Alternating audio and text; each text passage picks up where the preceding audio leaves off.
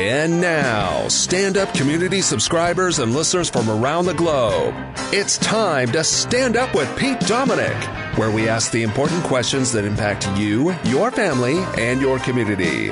Such as, could I take time on this MLK holiday to misquote my boss so HR thinks he's actually a sexual predator? And with my grandmother now in a comfortable assisted living facility, will she be able to make new friends to reenact her favorite musical drama, Trapped in the Closet?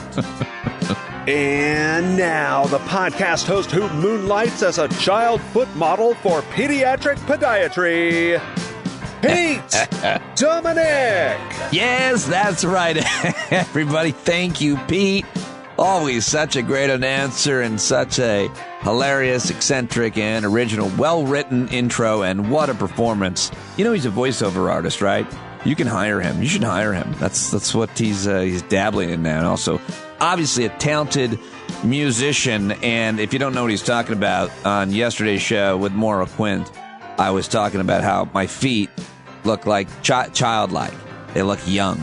And, man, the reaction to that yesterday was hilarious. To all of you who contacted me in any number of ways that we contact each other now, talking about my feet, it was hilarious. Really funny. I love it. All of it. So, there you have it. And for all of those of you who offered me cold hard cash to see pictures of my feet, you're creeps, but let's talk. All right, joining the show, heavy hitters today. Heavy hitters today, Barry Ritholtz and Tim Wise, two of my longtime favorite people to talk to. Two people I try to get on the show at least monthly, if not more, because I could talk to both of them forever. And two guys I know that you love to hear from. Very excited to share my conversations with both Tim Wise and Barry Ritholtz. But I've been thinking that I usually just kind of rush into the news in these segments, and then I always get kind of self-conscious or insecure that you really don't want to hear anything that I have to say. I feel that way when I'm listening to podcasts. I'm like, okay, let's go. Let's get to the interviews, or get to the conversations, or get to the stuff that I'm here for. I don't want to hear you ramble on about your day, your life, or your experiences. Maybe you do. I don't know. But I just wanted to stop and say, hey, it's just a random Tuesday in January. But here I am in the solar-powered shed. Indy and I are in here in the cozy warmth.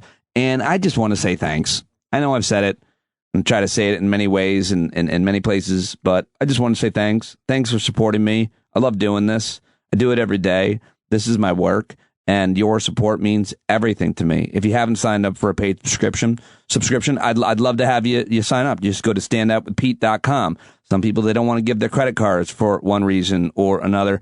You just email me. We'll work something out. standupwithpete@gmail.com. I appreciate all of your support, and I just wanted to say that here at the top of the show, and I hope that you're doing okay.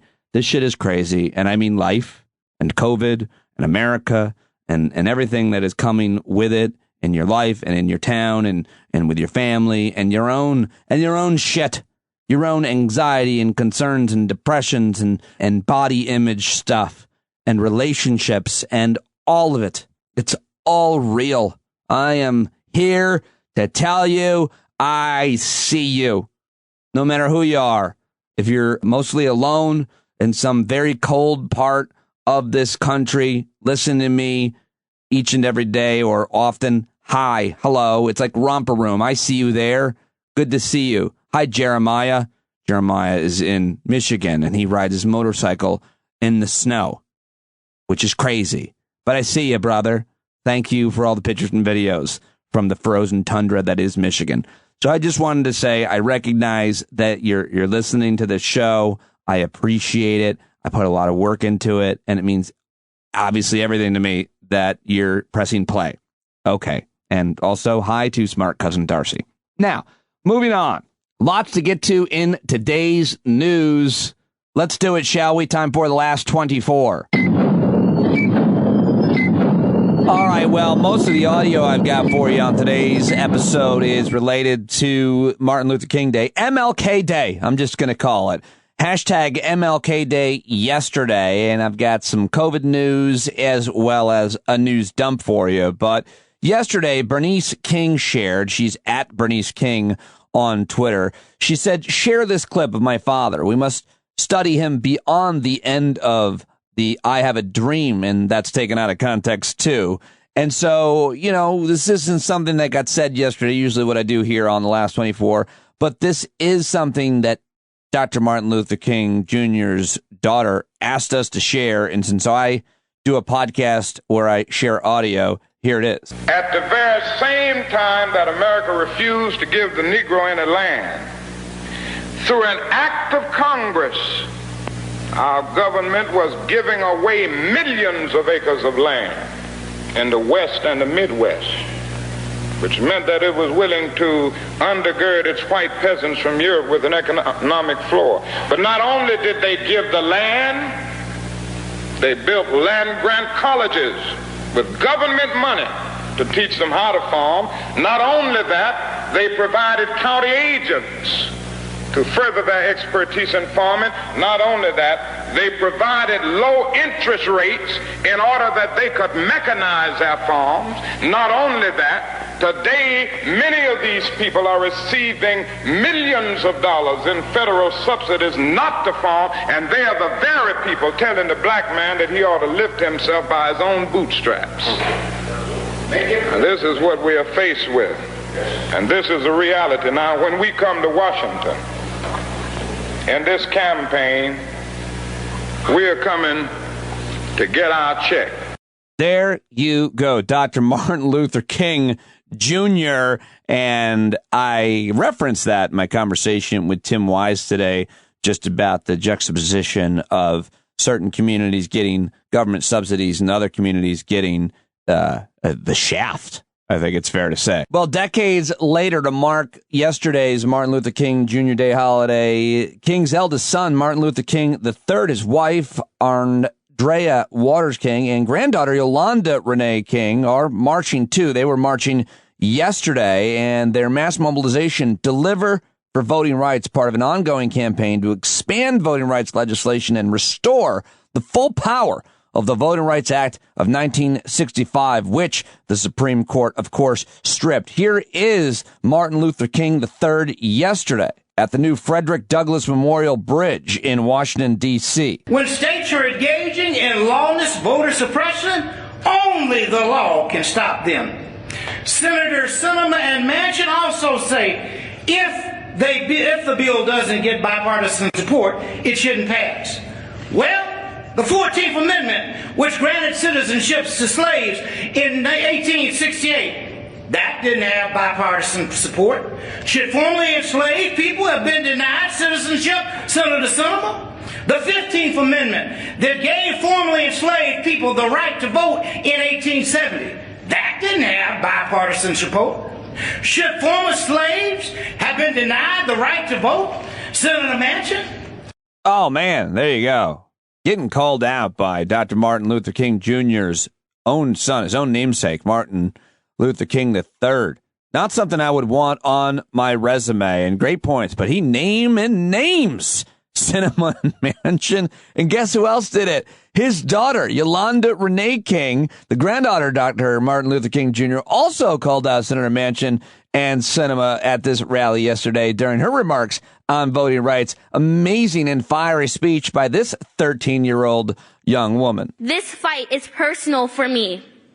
It's our future these elected leaders are deciding. It's our voices they are trying to silence because they know our voices are powerful. They may tell us hundreds of times that we're too young to understand, but those who try to undermine our power do so because they know young people will not stand down in the face of injustice.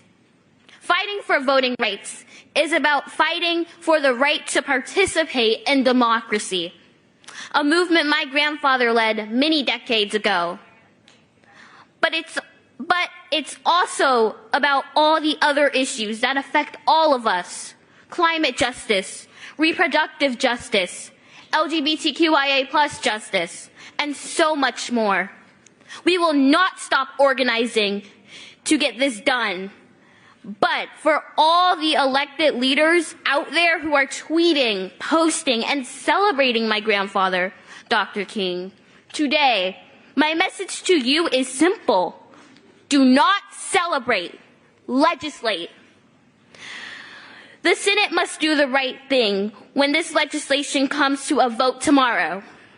Senator Sinema, Senator Manchin, our future hinges on your decision, and history will remember what choice you make. Wow. Powerful statement and speech from a 13-year-old young woman, Yolanda Renee King, the granddaughter of Dr. Martin Luther King Jr., calling out Senator Manchin and Sinema by name during remarks on voting rights. I mean, can you imagine? Can you imagine? How was your day? I got called out by Martin Luther King's son and his daughter. How was yours? I'm not sure that they care about that, unfortunately, but we'll see if anything happens there. And let's move on to another clip. I love this. This is on MSNBC on Ari Melber's show last night. Maya Wiley was not pulling her punches, nor was, as he never does, Congressman Hakeem Jeffries. I thought this was worth sharing. And just quick, a little context. Ari Melber had just gone through a whole bunch of Republican leaders who were praising Dr. King on Twitter and at press conferences and other statements and appearances, and yet obviously rolling back his signature achievement. Maya Wiley wasn't having any part of that. Sway, your thoughts, Maya?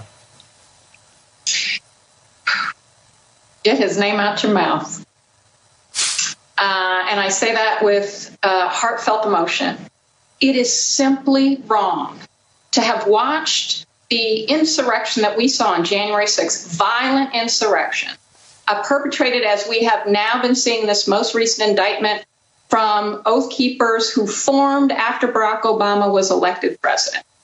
That we are seeing nothing short of the direct challenge. It isn't even only to democracy in the form of voting. It is to the very nature of a pluralist country that has people of different races, different creeds from all over the world. It is fundamentally a threat to whether it is okay that the demographics of this country are changing.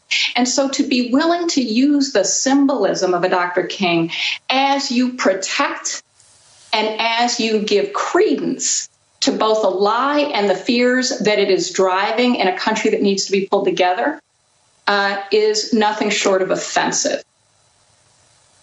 Congressman? Maya is exactly correct.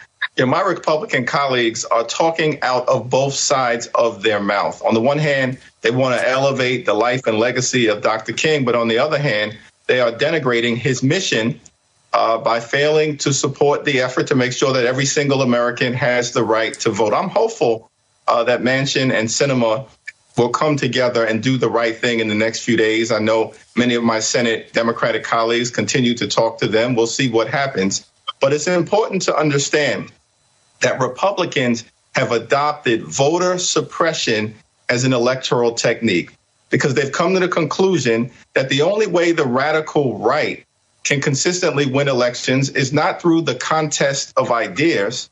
It's by stopping certain communities, low-income communities, communities of color, young people from fully being able to participate in our democracy. That is what we're up against. But as Dr. King said, the arc of the moral universe is long, yet it bends toward justice. At the end of the day, we will be able to overcome.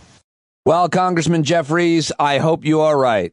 I hope you are right. I think that Senator Raphael Warnock is fantastic. I have never tried to reach out to interview him, but I think, you know what, I'm writing it down as I say it right now. I'm putting it up on the dry erase board so that every time I talk about that I should reach out to somebody or try this, now instead of just letting that idea flitter away, I've gotten organized. I have a dry erase board in the shed, so I'm writing Warnock on there because this quote alone really moved me. He was on The View on Martin Luther King Jr. Day with Joy Behar asked him a question, and this is the way he put it. Love this.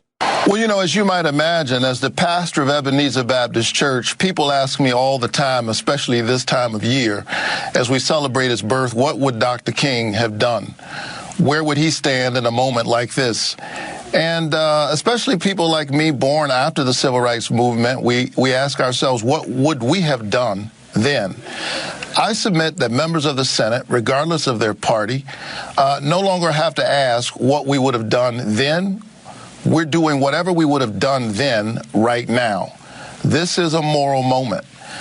This is a 1965 moment, because what they've done is they've removed the protections that we secured in 1965, and we've seen the mushrooming of all of these terrible voter suppression laws all across the country. I sometimes ask myself, why did Jim Crow segregation last so long, 100 years?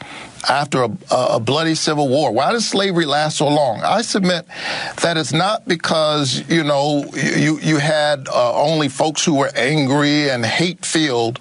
Often you had these kinds of arguments around procedure, around precedent, around bipartisanship, and somehow the humanity of the most marginalized members of our country got lost in the mix of these process arguments. Process cannot trump what is right, what is true, what is holy, what is noble. We have the tools to do it. It's a defining moral moment in America, and everybody needs to show where they stand. I know where I'll be standing on this vote. We've got to pass voting rights no matter what. Our country is on the brink of peril. History is watching, and our children are counting on us to get this right. I mean, holy shit. Senator Warnock literally just said it in such a perfect way. He just encapsulated exactly where we need to be and what this moment is so perfectly, so eloquently. Man, I'm going to take that clip and share it everywhere as a way for white folks to decide what they're going to do, what you're going to do. If you're going to go to the board meeting, if you're going to find the organizations, the families, the parents in your community who are organizing against this craziness that these people are injecting into our schools, these arguments about making their kids, their white kids, feel ashamed and feel lesser than. Again, if that happens, if your white kid feels ashamed or lesser than, I will give you my phone number. I will tell you how to parent that shit. I will talk to your kid. I will do whatever you need. If that's the case, if your white kid is feeling ashamed of their whiteness, give me a call. In the meantime, I hope to stand with you as we head into this dark chapter of this point in American life. And you can either sit on the bench or you can stand up and join these groups and these organizations and spend just a few hours a month showing your face. You don't have to do much, and you'll meet really cool people. Okay, sorry. I'll get off my high horse. I'll get off my soapbox. I'm just sitting here in the fucking shed ranting and raving. Sorry. Okay, well, enough from me. Let's go now to the Vice President, Kamala Harris. She had plenty to say yesterday at a day celebrating or talking about the issue, really. Again, we're not celebrating. We're trying to get something done. And I think that's the approach that the White House was taking as well on this Martin Luther King Day. Today, our freedom to vote is under assault. In Georgia and across our nation, anti-voter laws are being passed that could make it more difficult for as many as 55 million Americans to vote. 55 million Americans. That is 1 out of 6 people in our country. And the proponents of these laws are not only putting in place obstacles to the ballot box, they are also working to interfere with our elections, to get the outcomes they want, and to discredit those they do not. That is not how democracies work. We know the threat we face. We know that this assault on our freedom to vote will be felt by every American, in every community, in every political party. There you go, Kamala Harris yesterday. Now let's go to the president, Joe Biden, on the same issue, of course. The attack on our democracy is real, from the January 6th insurrection to the onslaught of Republicans' anti-voting laws in a number of states. It's no longer just about who gets to vote. It's about who gets to count the vote and whether your vote counts at all. It's about 2 insidious things: voter suppression and election subversion. In his time, through his courage, his conviction, and his commitment, Dr. King held a mirror up to America and forced us to answer the question, where do we stand? Whose side are we on? We're in another moment right now where the mirror is being held up to America, being held up again. The question being asked again, where do we stand? Whose side are we on? Will we stand against voter suppression? Yes or no? Will we stand against election subversion? Yes or no? Will we stand up for an America where everyone is guaranteed the full protections and the full promise of this nation? Yes or no? I know where I stand, and it's time for every elected official in America to make it clear where they stand. It's time for every American to stand up, speak out, be heard. Where do you stand? Whose side are you on this day of remembrance, service, and action? May God bless Dr. and Mrs. King and their family.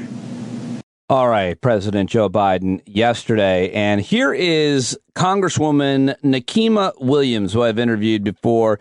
She won the seat that John Lewis left after he passed away, and so she pays honor to him yesterday in talking about where we're at, voting rights. Everybody who's fighting for their right to vote is less concerned with a legislative maneuvering or what the actual process is. What we need is something that we can get to the president's desk. And while we might still be pushing to get the filibuster changed, we have to remember that this isn't just about this election cycle. It's not just about this one moment. This is a movement, and it always has been. Congressman Lewis reminded us that it's not just a moment for today or tomorrow. Our struggle is of a lifetime. So we have work to do, and we're going to continue to call on those senators, not just those 2 Democratic senators, because we can't let those 50 Republican senators off the hook, because they have to stand up for what is fair, just, and right. So right now, we have decisions to make in this country. This is our civil rights moment, and what side of history will you be on? All right, Congresswoman Nikema Williams of Georgia's 5th District, I believe it is. I should probably reach out to her and get her back on as well. All right, well, that is all of the sound that I've got for you regarding Martin Luther King Day, the future of democracy in the United States of America. But let's talk now about COVID. It's time for today's COVID news.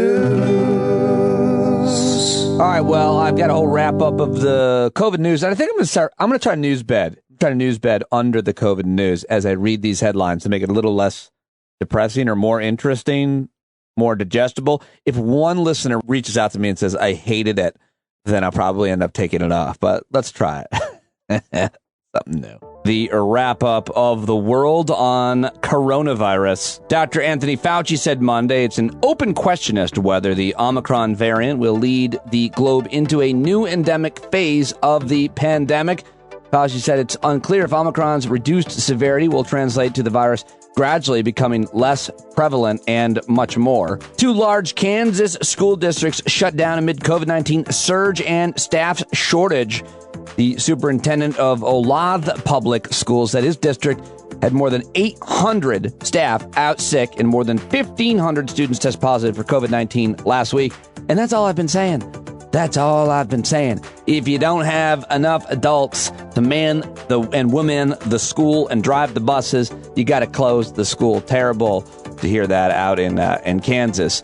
Omicron slamming South American hospitals as workers now are falling ill. The coronavirus Omicron variant barreling across South America, pressuring hospitals as employees are getting infected and taking sick leave, leaving facilities understaffed to cope with COVID-19's 3rd wave there. Child hospitalizations have reached record highs amid the Omicron surge, according to the Wall Street Journal. Poland has entered a 5th wave of COVID, experiencing their 5th wave of COVID-19 infections, according to their health minister on Monday, warning the spread of the Omicron variant could send daily case numbers soaring to levels not yet seen in the country. Greece has imposed a vaccine mandate for people 60 and older, and the French Parliament passed a COVID vaccine passport legislation that includes a vaccine pass barring unvaccinated people from venues, including restaurants and sports arenas, according to Euronews. And, well, I think the bottom line here in the U.S. is that while COVID might be on the decline in some areas like where I live, luckily somehow I didn't get it, there's still plenty of time,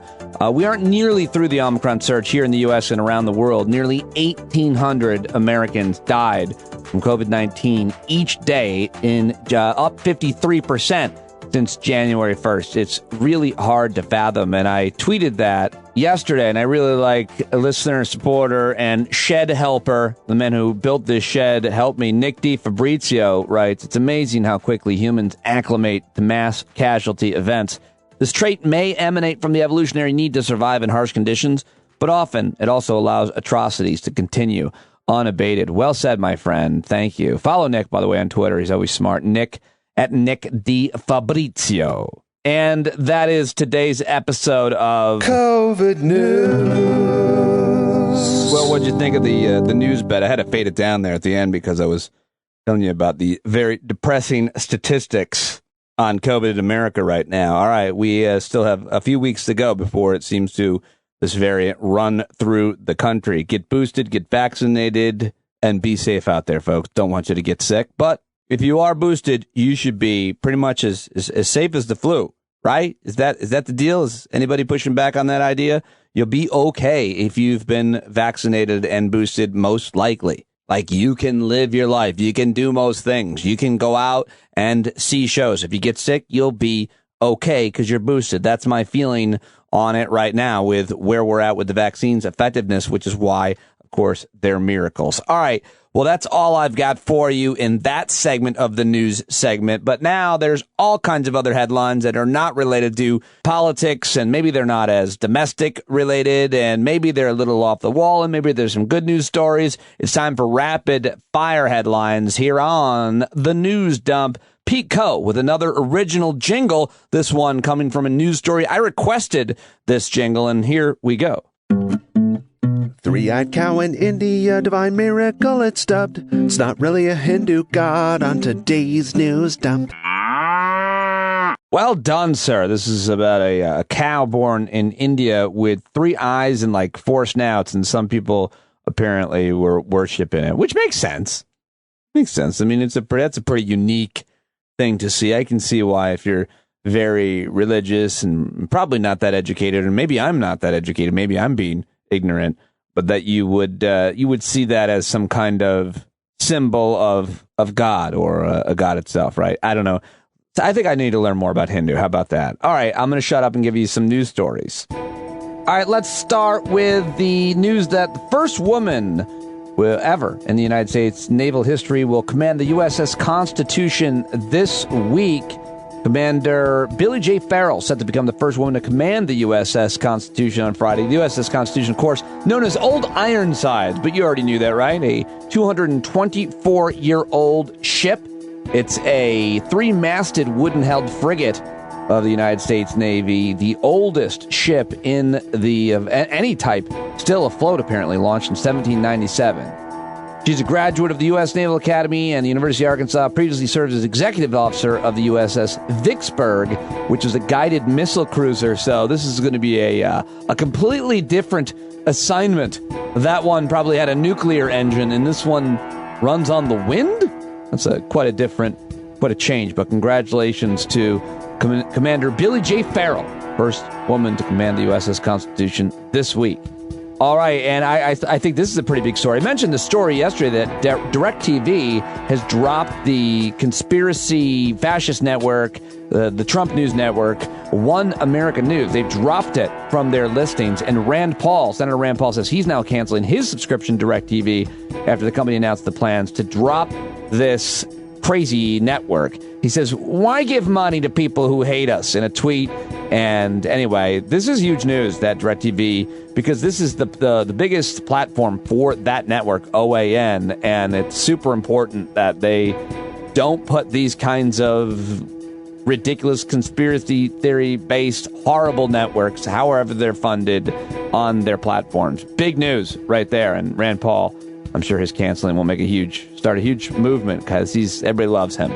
Well, the wolf moon will light up the night sky this week. Did you know that? Did you already know about the wolf moon? The first full moon of the year, known as the wolf moon, be visible starting last night, Monday night, everybody, before the wolf moon makes its appearance. NASA says Jupiter will also be visible last night, appearing 20 degrees above the southwestern horizon. I didn't see it. I didn't see Jupiter.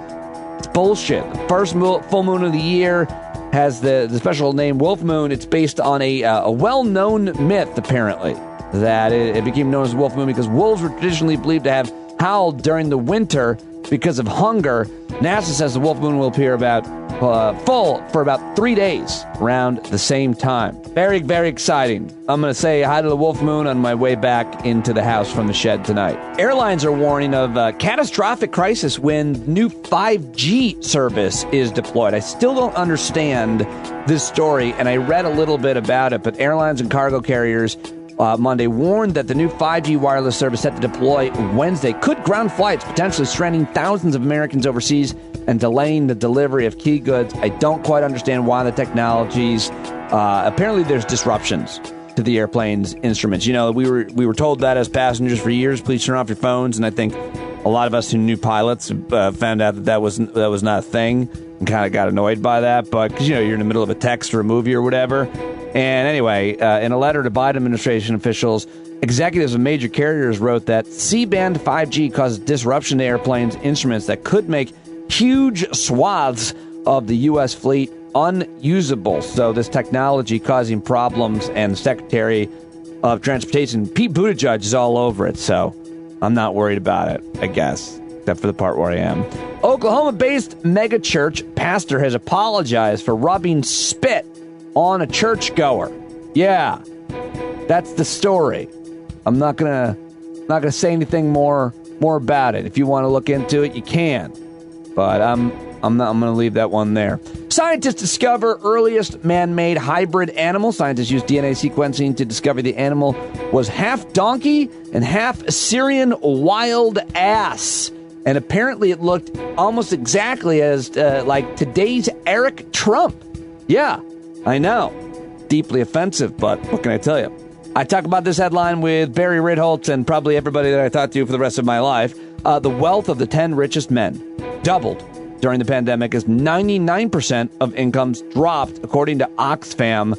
I want to dig deeper into this research study by Oxfam, but that's a pretty crazy statistic, and I think I really want to know a lot more about that.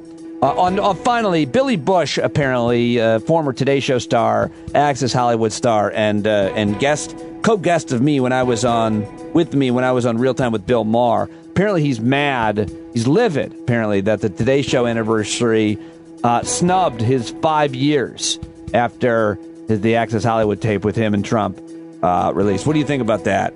I think we should call the Wambulance for him, and I think that is the end of today's news dump. The Wambulance, for people who are whining. Wah! Call the Wambulance, in case you're not familiar with that term. All right, well, there you go, folks. And I'm very excited now that I get to share with you my conversations with both Barry Ritholtz and Tim Wise. I'm telling you, both these conversations, both of them are almost an hour long. And so if you got the time, then listen to them today. Whenever you listen to them, come back to them. I think you're going to love them for any number of reasons. And I'm really excited to have both them back on the show. But before that, I just want to tell you about this awesome app, Truebill. Because if you're suffering from way too many subscriptions syndrome, there is a way out. And you don't even have to talk to anyone. Let Truebill do the work and set you free. Average users of Truebill save $720 a year. Knowing that if you got rid of all the subscriptions that you don't need or forgot about, you could save hundreds. If very different from going to all the trouble to actually remember, find, and cancel them. That's why you need Truebill, everybody. Truebill's the new app that helps you identify and stop paying for subscriptions you don't need, want, or simply forgot about. On average, people are saving, like I said, hundreds with this app, including listeners like you. A lot of listeners have been telling me that they have been using this service and they're already seeing savings. You see all your subscriptions in one place. Keep the ones you want, cancel the ones you don't, right from the app. So go check it out right now. Just go to Truebill.com/standup. Start canceling your unused subscriptions at Truebill.com/standup. It could save you thousands a year, and you're supporting the show as well while you're saving money. You can thank me later. Truebill.com/standup now. All right, time to get to my first guest on today's show. Coming up next is Barry Ritholtz. But before that, I wanted to reach out to my friend Tim Wise, who's an anti-racist speaker and author, and he was speaking in Vermont on Martin Luther King Day, which is where I connected with him. And then he did MSNBC with Joy Reid and Michael Eric Dyson last night. So I was really happy that he was able to fit in a conversation with me and that I could share it with you. I've known Tim for over 10 years. I've tried to showcase his work wherever I go, from SiriusXM to CNN to this podcast. I always learn so much when I'm talking to him. You got to get all of his books and subscribe to him on Medium. That's timjwise.medium.com. Read everything that he's writing there. Get all his books, subscribe, and, well, that's it. Let's get to my conversation with Tim Wise right now. Tim Wise, stuck in Vermont. Can I tell people that you were there for an event for Martin Luther King Day? I've been stuck in worse places, so this is great. How was it was a Martin Luther King Day event, but they couldn't have it on the day because of COVID restrictions that were kicking in Vermont. How did it go? What was it like? It was great. I mean, they moved it to Sunday because I guess they thought, well, we can have a super spreader event at the church and at least everybody will get their last prayers in. I don't know. Yeah, that's. And it's like, well, they get one last service and then we kill them all. I think that's fair. Yeah, it was great. It was fantastic. There was an incredible choir from Montpelier that was there. That the most soulful white people I've ever heard sing gospel music. I mean, I say that I'm not even trying to be cutesy with that. Like, they were incredible. And I'm from the South where, normally like the white gospel choirs are sort of, it's a little, but, and black gospel choirs where I'm from are incredible. But these folks were, it's Vermont, so they're white, mostly, and were just absolutely amazing. And they did a version of Amazing Grace that was this incredible arrangement that gave me chills, which, for an agnostic Jew to get chills from Amazing Grace, relatively extraordinary. So, yeah, it was great. My talk was interesting. I had a lot to say, some of which I'm sure I'll say here. And there were some great students, young people that spoke before me, and some other community members. I mean, it was a wonderful event. I've done it twice in a row here in Burlington, so I'm almost an official a citizen, a resident of Burlington. The mayor came and invited me to become a resident of Burlington. So, wow, we'll see. I'm going to. I have a lot of jealousy for that, and I'm going to intercede because this guy must not know. I assumed it was a guy, the mayor there. I don't know. He must not know that you don't ski. I definitely do not ski, and say goodbye to that key to the city when I destroy you. Yeah, I would hurt myself terribly if I tried to do any of the outdoorsy stuff that people here do. There are people out walking on the lake today because it's frozen, I guess. I don't know what that's about. But and I love this area, but when I came in, it was 10 below when I came in. Today, because it's snowing, it actually had warmed up to a balmy 20 something or whatever. So, have you never walked on a frozen body of water? My God, no. I used to have horror stories from being a child. People would tell me about that. You fall in and then the ice like closes back in 3 seconds or something, right? Like, that's what they tell you as a kid. Don't ever walk on frozen ice, because if you fall through, you'll be looking for the hole and you won't find it. And then it will, and it takes like 3 seconds, which doesn't make sense. There's no way the hole closes back in 3 seconds. But that's what they tell you as a child. And that shit has stuck with me for 53 years. I don't even want to go near a body of water at all. I'm afraid of swimming. We'd like to book Tim Wise to speak at our event. Sure. Let's talk about the details. Well, it's taking place on a frozen lake. He's unavailable. I'm so sorry. Tim will not be available for that. No, I won't. No, well, lots to talk about with you, and I actually want to start before we get to some of your recent posts at Medium and everything that's happening in the world. Well, this is something that happened in the world, and I know you were talking about it and tweeting about it, and I just wanted to get your take on this hostage-taking situation at the synagogue in Texas over the weekend. And it's interesting to see the reactions to this and whether it's a white Christian extremist or a brown Muslim extremist, and how the media handles it, how the law enforcement handles it. It's always hard to prove a negative. But what were your thoughts as a Jewish man, a secular Jewish man, as you said earlier? What were your thoughts when you found out about this hostage-taking situation and then the aftermath and the way the media interpreted it? Well, I mean, it was a horrible thing. And I actually found out about it. I was at dinner with some of the folks who brought me into Burlington the other night when I first saw it come across on social media. And, you know, my initial reaction was, oh, God, you know, it's going to be like a Pittsburgh thing, like the Bowers shooting in Pittsburgh. Thankfully, it wasn't. You know, it didn't become that. I mean, it was terrible. As the details began to come out, you know, I also then had a second reaction, which was, you know, first, this is bad enough that someone would break into a house of worship, in this case, a synagogue, and hold people hostage and possibly harm them. Luckily, that did not happen. But so that's the first thought. The second thought was, as soon as the identity of this individual was known and sort of what he was demanding or talking about, I had the second thought, which was, oh, God. And in addition to how horrible this is for the Jewish community there being, you know, in Colleyville being terrorized by this, which is traumatic. And for any of us who were Jewish, it triggers a lot of trauma around anti-Semitism. But then I also realized this is just it's going to provoke a new round of Islamophobia and Muslim bashing.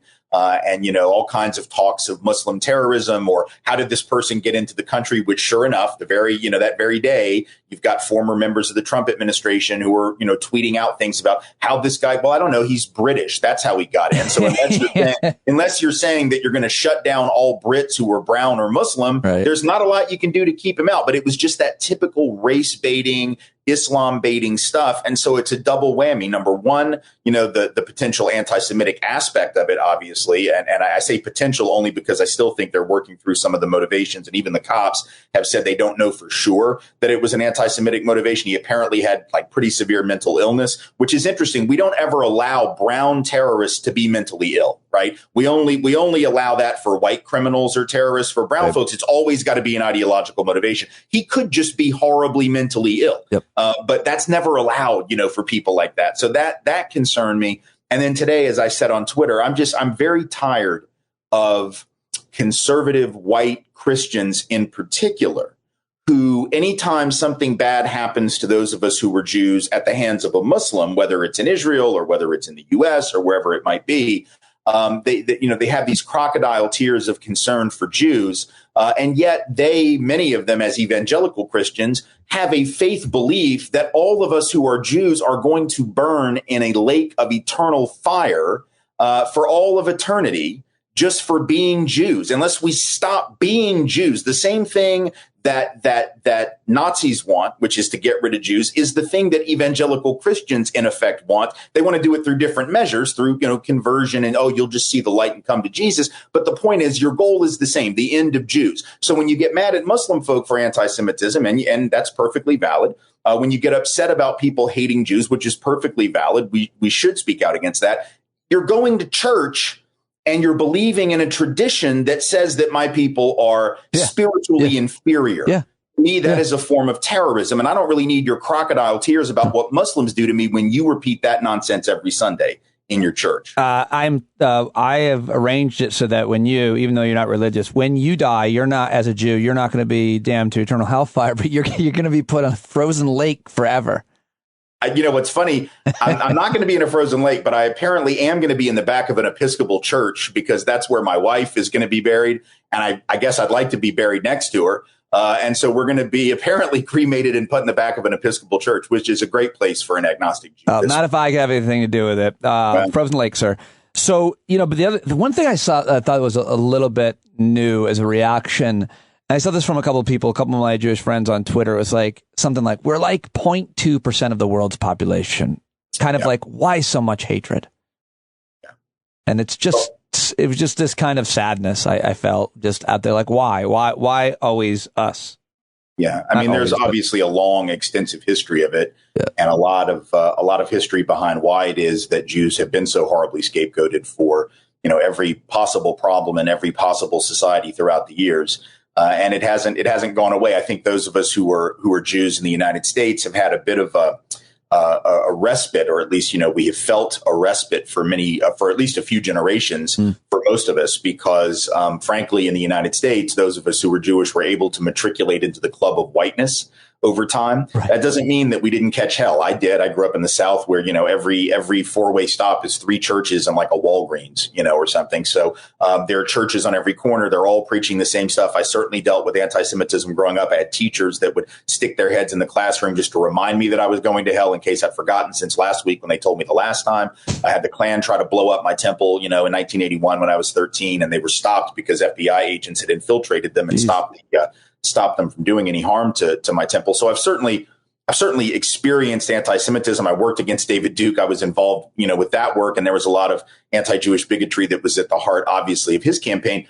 But nonetheless, as a Jew, and I think this is probably true for a lot of American Jews, particularly, let's say mid-50s or younger, have generally felt as though we had sort of escaped any really significant anti-Semitism in this country, except in small pockets. And I think what we're recognizing now is that some of those ancient hatreds never went away.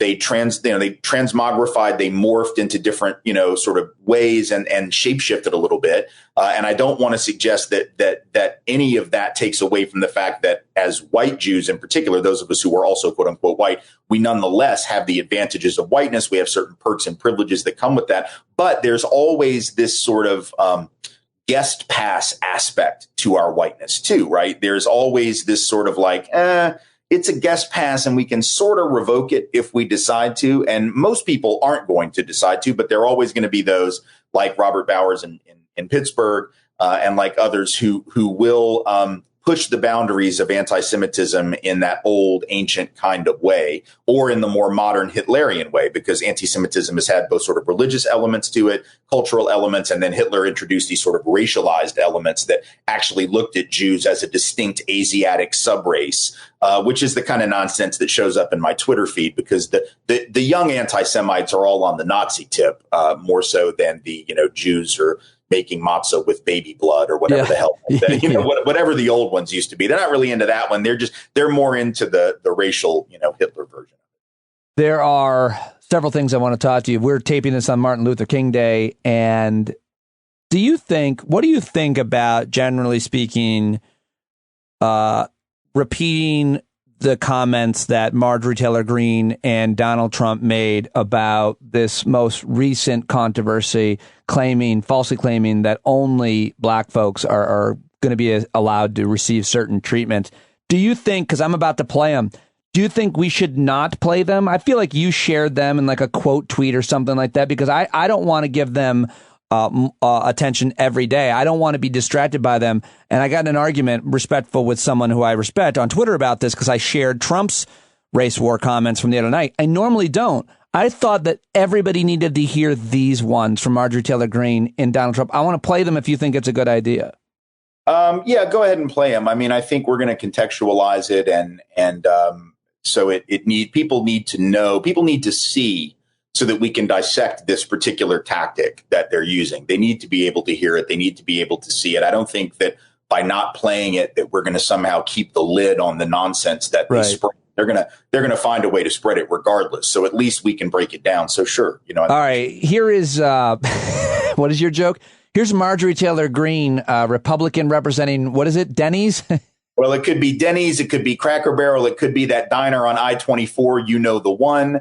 It's Marjorie Taylor Greene, Republican, I-24 corridor. She was on some show, Joe Pag show, and it was reported that the Biden administration is going to allow hospitals to use people's ethnic background when determining who is at high risk for severe illness. And so when this got out, Marjorie Taylor Greene said this on that show, and then, of course, I'll play Trump, but You had a lot to say, a great piece written about this. Here's just 30 seconds, folks. The Democrats are all to blame for this, and they're still to blame for killing people because they're stopping ivermectin and they're not mass producing monoclonal antibodies. You only get it if your skin color is not white. Of course, if you're black or Hispanic, you're the optimal choice, because Democrats care about identity, and they care about trying to get votes based on identity more than they care about saving lives. What you just said is... Okay, so that's Marjorie Taylor Greene. Then should I just now play 30 seconds of Trump? Sure, why not? All right, here we go.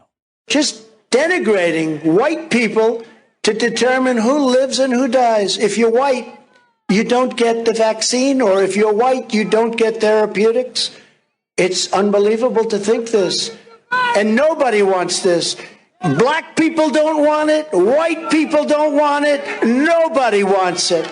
All right, and to be fair to the president, he did have several people wearing, black people, they look black to me, wearing blacks, it's just hard to believe that they are, wearing blacks for Trump 2020.com t-shirts. There were several of them behind him in that. Well, those guys are cult members. You can actually Google that and find out who they are. They're not activists in the black community. It's literally a cult. But yeah, I mean, first of all, okay, let's unpack the fact that these are people, Marjorie Taylor Greene, or Margarine Trader Greed, as I prefer to refer to her, and Donald Trump, at least in Greene's case, doesn't even believe in the vaccine, and now she's complaining about who can and can't get it, or doesn't even believe in COVID. So at the if we're actually not giving white people treatment for a disease that you don't even think is a big deal, like, you should be thanking us for not burdening white people with these awful monoclonal antibodies, or in the case of what Trump said, vaccines. Of course, it's nonsense. White people are, in fact, getting the vaccine, had quicker vaccine uptake early on than folks of color. That gap has now thankfully narrowed quite significantly. But let's be very clear about what this is. There is no truth to this. And at least in MTG's case, I'm not sure about Trump, but certainly in Greene's case, she knows that this isn't true. What actually has happened is the FDA has authorized emergency use of a particular monoclonal antibody, not the Regeneron. It's a newer one, the name of which I'm not good at pronouncing any of these pharmaceutical names, but it's one that is especially good apparently with Omicron as a monoclonal antibody. If you get it, it'll knock it out quicker.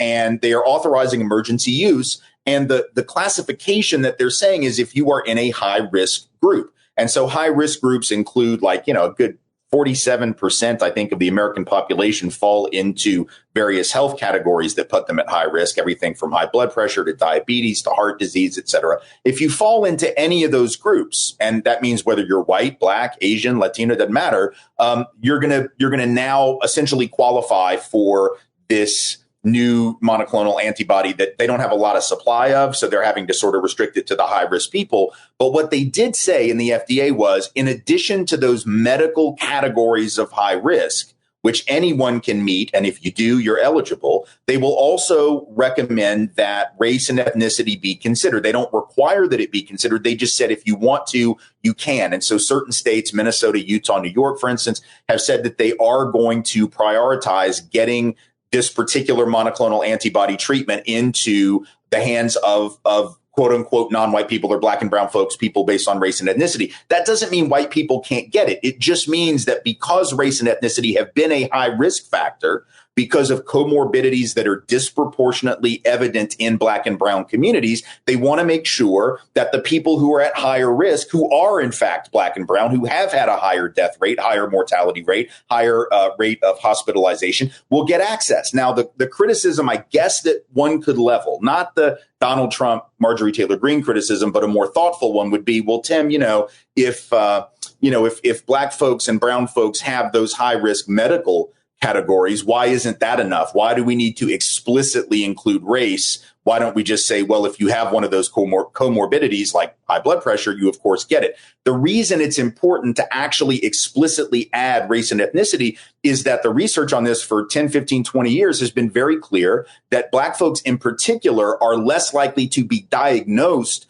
with some of those high risk conditions, even when they have them. That could be because of implicit bias among providers, or it could be because of just economic reasons that they're not as able to access really good preventative care. So if you've got a whole group of people over here who likely have some of those conditions but don't know it because they haven't been diagnosed. You need to add their identity category as a way to ensure that they can gain access. And let me just add something to it by reading to it. According to CDC, American Indians, Alaska Natives have 3.3 more times the number of hospitalizations compared to white folks, while Black or African Americans are 2.6 times more likely to be hospitalized, and Hispanic or Latinos 2.5 times more likely. And then, as you just said, based on data from the CDC, that race and ethnicity qualify as risk markers for underlying health conditions, largely because certain demographics have had historically limited access to health care. And I think this is the big point, and are currently more exposed to the virus due to their occupations. It's a merit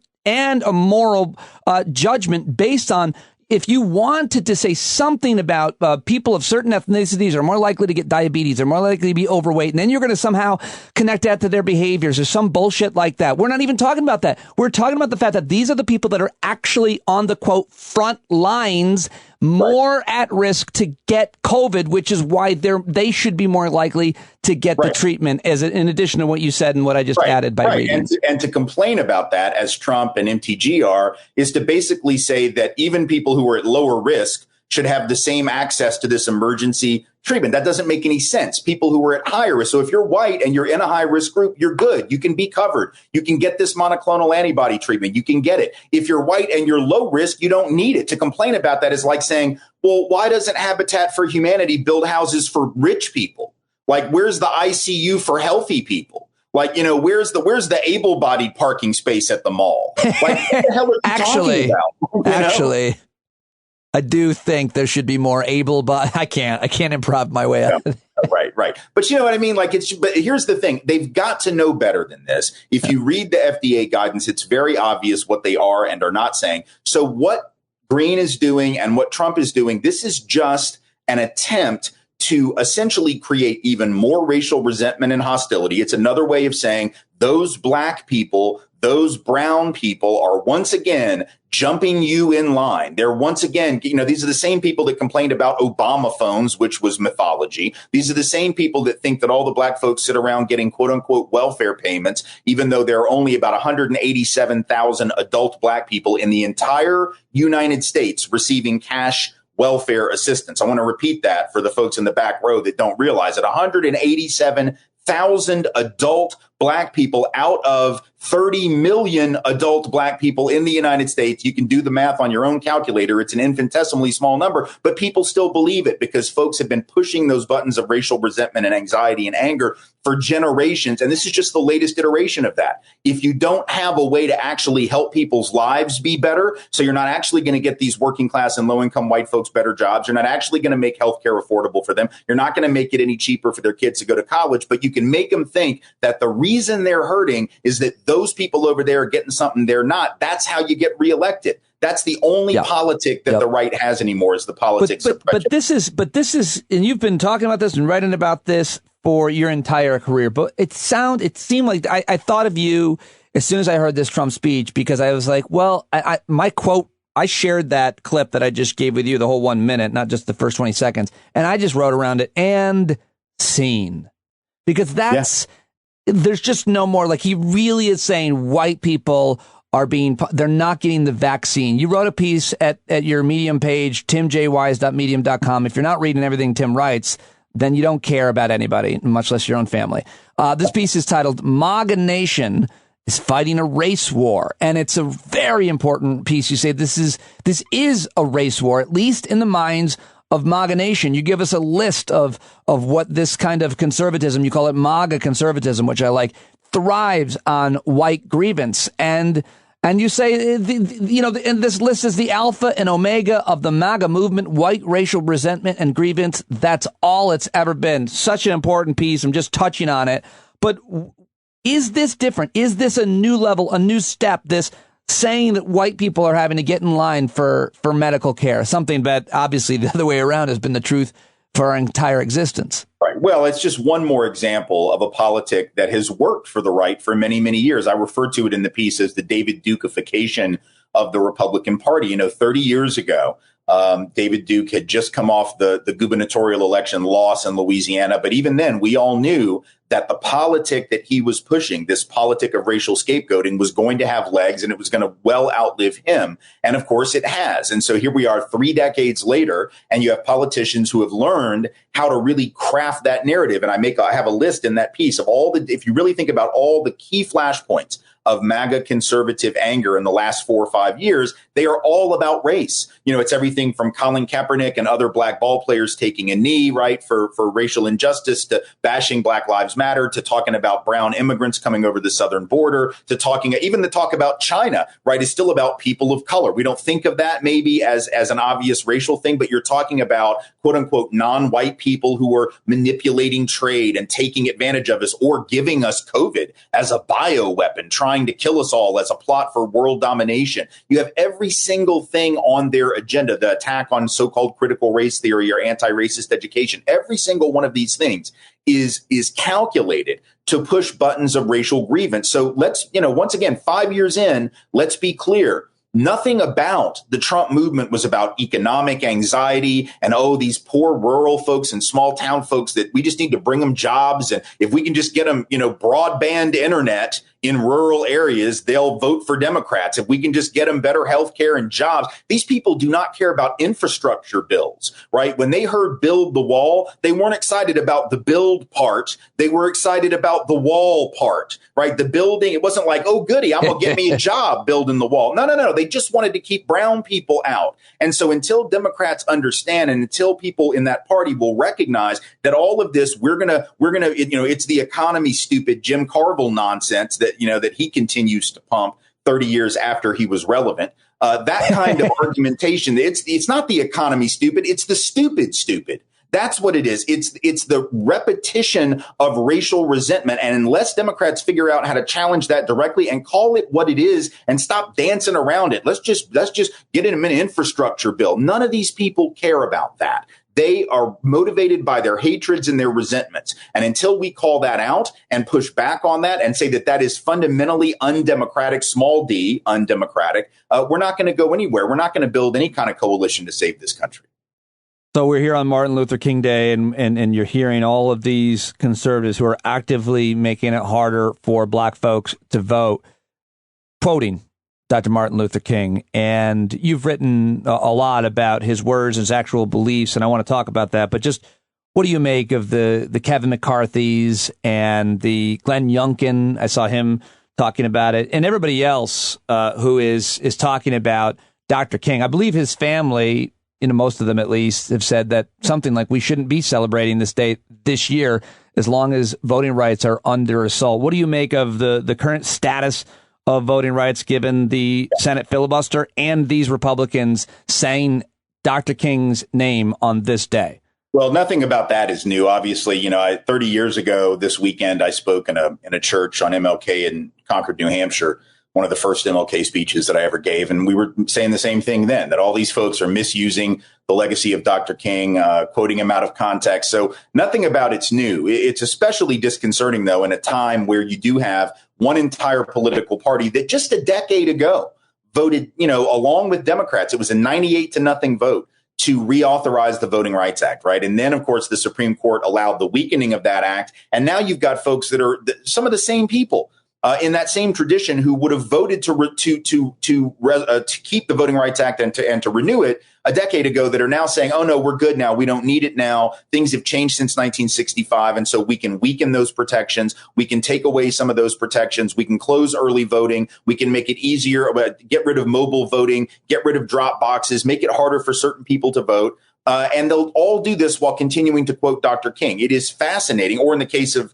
Kyrsten Sinema and Joe Manchin, will stand in the way of the John Lewis Voting Rights Act by virtue of their support for the filibuster, even not willing to carve out an exception even for this important democracy-saving legislation. And if you're going to do that while, again, tweeting out a picture of yourself, as Sinema did with John Lewis, you are engaged in political blasphemy. There is nothing about that is acceptable. There's nothing about it that's surprising, but there's nothing that's acceptable. about it, and we should call bullshit on that. You know, it's bad enough when the Kevin McCarthy's do it. Marco Rubio was the best one today. You know, he tweeted out a quote from King. It's from the March on Washington, and it's the line where he talks about America's Constitution being a promissory note to everyone, including black folks. But of course, literally the very next line of the speech is where he says that promissory note has come back marked insufficient funds. In other words, they bounced the check to black people, but Marco Rubio just talks about, look at the check we wrote.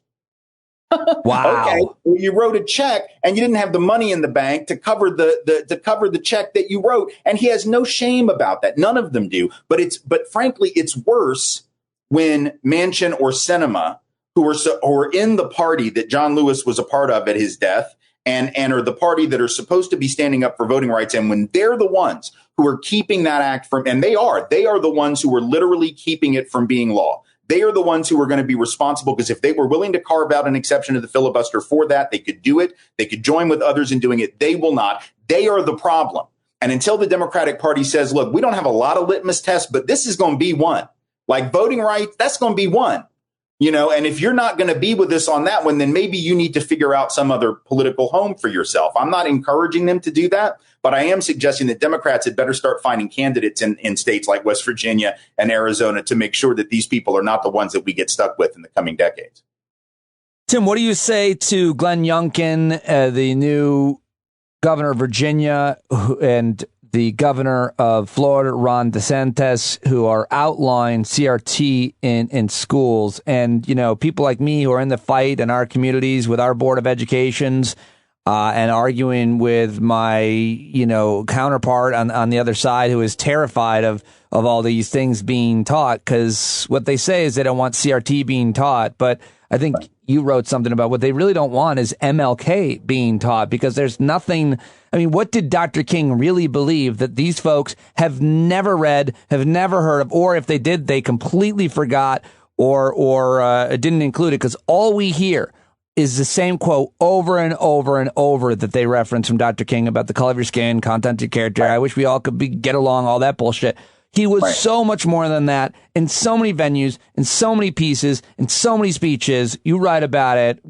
Don't they really want to make sure MLK doesn't get taught in schools? Yeah, I mean, they are book banners. They are censors. This is the ultimate example of cancel culture. This has nothing to do with critical race theory. It has nothing to do with shutting down anti-American teaching. It has nothing to do with shutting down anti-white bias. It's about censoring the truth. They are banning children's books about MLK and Rosa Parks because they're going to make white people feel bad. Well, is anything in the book wrong? No, it's all historically accurate. But if you actually show them what white folks historically did to marginalize black people, little white Susie suburb is going to be upset, and she's going to have a sad, and then mommy and daddy are going to have to intervene. In Florida right now, there's a lawmaker that's proposing that we put microphones on teachers so that parents can listen in to what the teachers are saying to their kids. Now, let's understand, in addition to just how incredibly fascist that is, just like in and of itself, by definition, think about what will happen. So I wrote a piece back last year, which I resent to people today on Medium and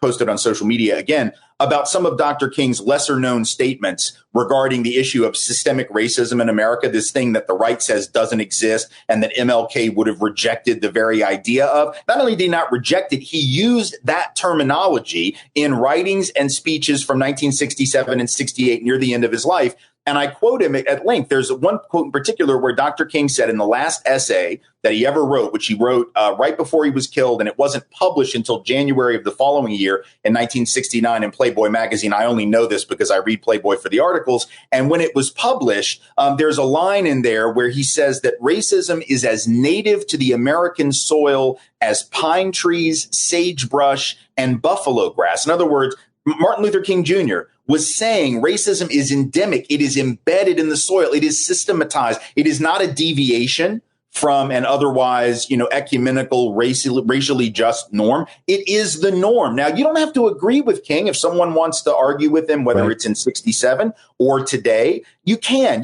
There's no obligation to say that I agree with everything Dr. King ever said, but you can't act like he didn't say it. And if you're a teacher in Florida and that bill passes that says we're going to put mics on teachers, let's say I'm a teacher in the classroom and I just simply teach what Dr. King said, not the easy part that the Republicans like, not the content of character line, not the line about, we can all be great because we can all serve, or some anodyne, banal statement like that taken totally out of context. But if I actually were to teach this last article that Dr. King, I guess I couldn't teach it from the Playboy version. I'd have to cut and paste it, for school. But if I'm teaching that article and some parent tunes in, what are they going to do? They're going to say, oh my God, that teacher has to be fired. In New Hampshire, Moms for Liberty is putting out $500 bounties for the first parent or student who turns in a teacher for teaching divisive subjects. I mean, this is not about that's what the law in New Hampshire says. You can't teach divisive subjects. Any teacher caught teaching them can be fired and have their teaching license suspended. And Moms for Liberty is offering $500 bounties to the first person who gets caught doing it. So this is about censorship and book banning. It is about controlling what children think. And I think the way we respond to it is by starting to ask these people, what are you afraid of? Why are you afraid of an analysis? Why are you afraid of somebody saying, hey, racism has been systematically embedded in America throughout history? It's not really something that historians would argue about. You can argue that we've made a lot of progress, and I know a lot of people would make that argument. Cool, we can have that discussion. We can talk about how much progress has been made, and I might disagree with the claims that, oh, look how great things are now. But at least, regardless of what you think about the progress, why can't we at least agree about where we started from? Why can't we at least, it seems to me you can't even appreciate the progress if you don't acknowledge how deeply embedded it was. In fact, acknowledging how deeply embedded it's been makes the progress more impressive. It is something that we can be proud of, but it also means we've got to own the entirety of it. We have to own the fact that racism was not an exception to the rule. It was not a deviation from the norm. It was the rule. It was the norm. And if we want to ever get beyond that, we have to confront that. And not talking about it, not teaching it, censoring it, shutting teachers down from encouraging a discussion about it is no way to do that. That's what these folks are and then what happens is they're so effective, certainly in my community, of taking a thing and completely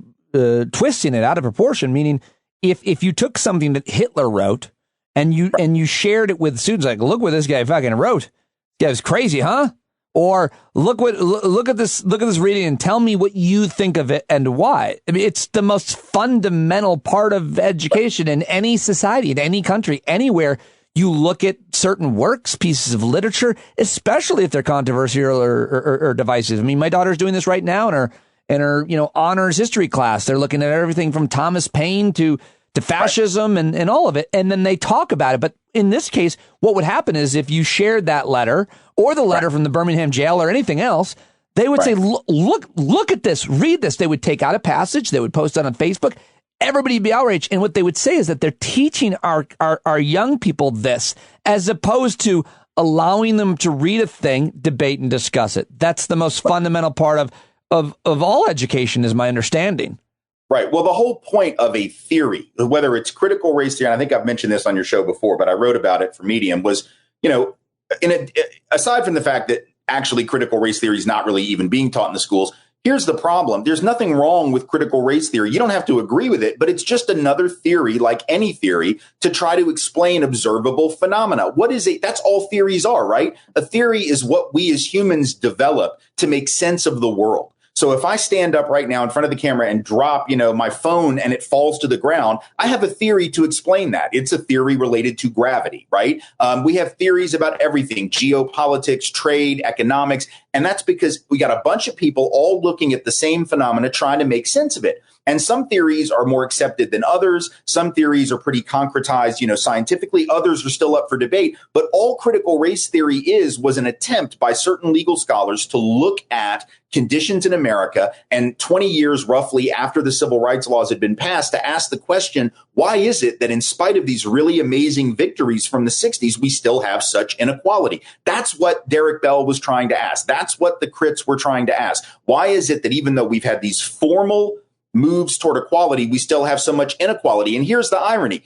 Conservatives were looking at the same information, coming up with their theory. They had a theory too. They looked at that and they answered it by saying, well, black people are flawed, they're broken, they're culturally defective. The bell curve said they might even be biologically defective. In other words, everybody had a theory. Conservatives said it's black people's fault. Liberal theory, which is like the Obama school of thought, would be the school that says well, we just haven't quite made good on the promises of America, but with a little more time and a little more resources, we will. And the crits were just disagreeing with both of those. The crits were saying, no, it's not just about time and money, and certainly not about black people being broken. It's about the fact that this problem was deeper rooted than we wanted to admit. Right. And so if you were to break it down, the simple way that I do it in the piece I did on Medium on this is, conservatives say, we have fulfilled the promises of America and it's on black people. Liberals have said we haven't quite fulfilled the promises. We're still working at it. And the crits were saying, what promises? Y'all didn't mean these for black people anyway.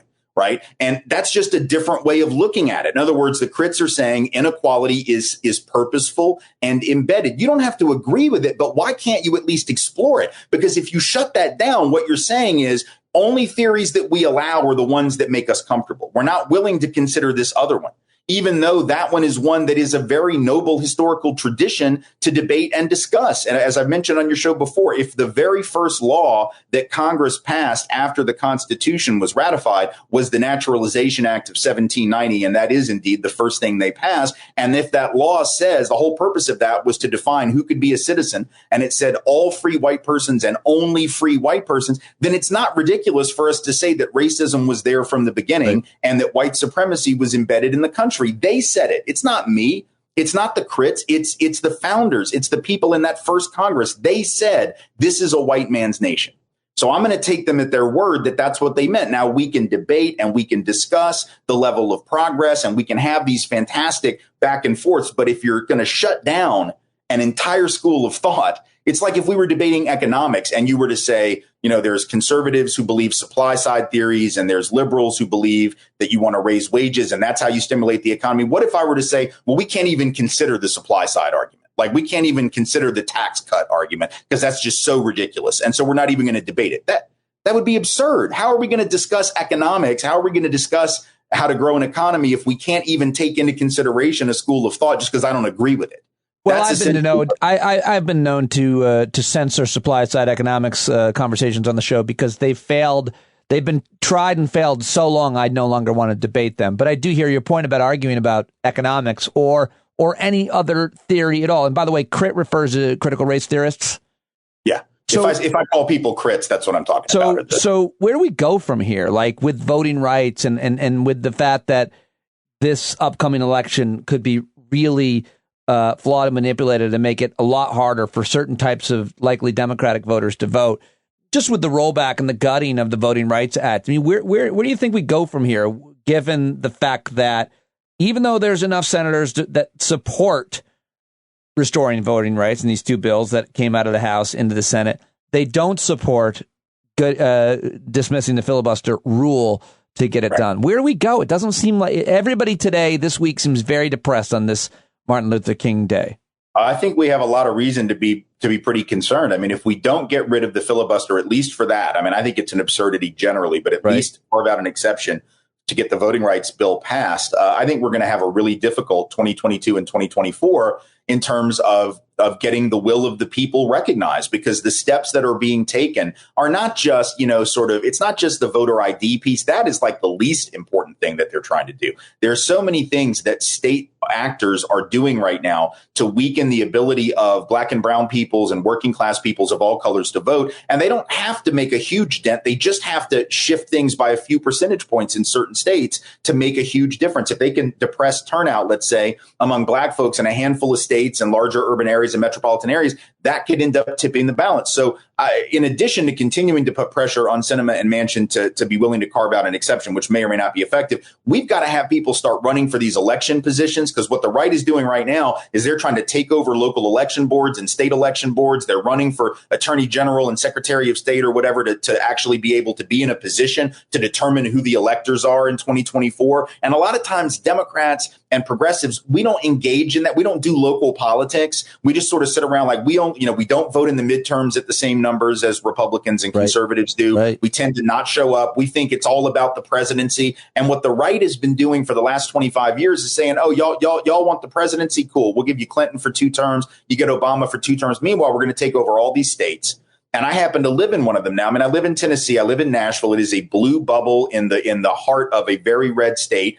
And that state, which is like 3-to-1 conservative Republican lawmakers, is making policy that is opposed by the vast majority of people in the economic engine of the state, without which the state is Oklahoma 1937. Like, if it's not for Nashville, they're dead. And yet they're making policy that runs completely against what the people who are responsible for all the economic growth in that state, or the disproportionate amount of it in Nashville and Memphis, which is where people come. They don't come to bug tussle and buck snort. They don't come for the Portland, Tennessee Strawberry Festival, however lovely that is, and I've been to it. They don't come for that. They come to take advantage of the metropolitan areas, and yet the state is being run by people who don't care about that. Yeah, so until we start running for state lawmaker positions, until we're running for those school board positions, so that instead of these, school board members that are now these positions that are being taken over by right wingers who are trying to get rid of masks and try to, get rid of critical race theory or anti-racist education, we've got to be running for those things.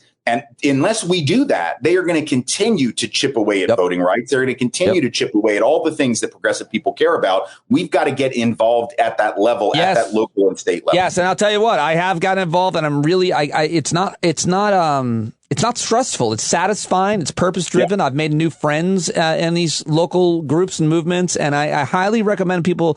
I think when people think about organizing or activism, in the kind I'm doing, which is just in your school, specifically in your kid's district, they think, I don't want to get involved for any number of reasons. And I guess, gotta say, it's been really satisfying, and I've enjoyed and been very inspired by a bunch of people in my community. It also brings us to this piece that you wrote at Medium: forget your red state republic. Blue cities should secede. I mean, you just made that point about Memphis and Tennessee, and you could make, I think, a similar argument. It's cities across the nation that are far more progressive and ethnically diverse, and also the economic engine of the state in many ways. I'm sure you can make that agreement. But do you want to say anything about that piece before I let you go? The piece, obviously, and I do point out near the end, I know that my proposal is actually dead in the water, because the Constitution, Article 4, Section 3, tells you what the conditions are to create new states in the shells of the old. The only way you can do it is to get the state legislature and the Congress to approve it, which would never happen. But the point of the thought experiment is to say, I wonder why they wouldn't let it happen. Oh, I know, because they know that if, in fact, Nashville and Memphis were to secede, or if New Orleans were to secede from Louisiana, et cetera, or if Austin or Dallas or Houston were to do that in Texas, that the rest of the state would go to hell in a handbasket, because they wouldn't have the revenue that's generated. So these right wingers love to talk smack about people in the cities. They say that we're mismanaged by, Democrat mayors who don't know what they're doing, and we're cesspools of violence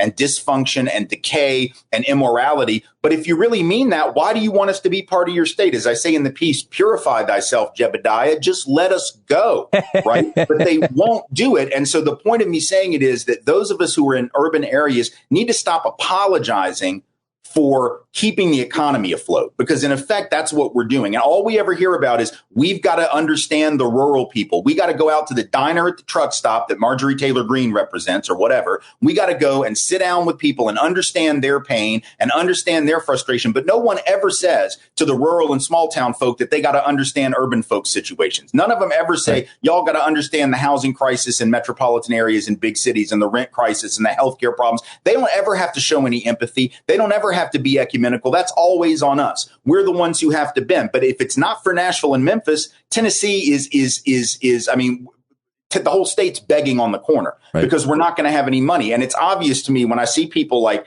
Candace Owens and Tommy Lauren and Ben Shapiro all moving to Nashville, or Ben actually moved to Florida, but he moved his company to Nashville, and Candace Owens and Tommy Lauren moved there. All these right wingers are moving there, but they ain't moving to the country.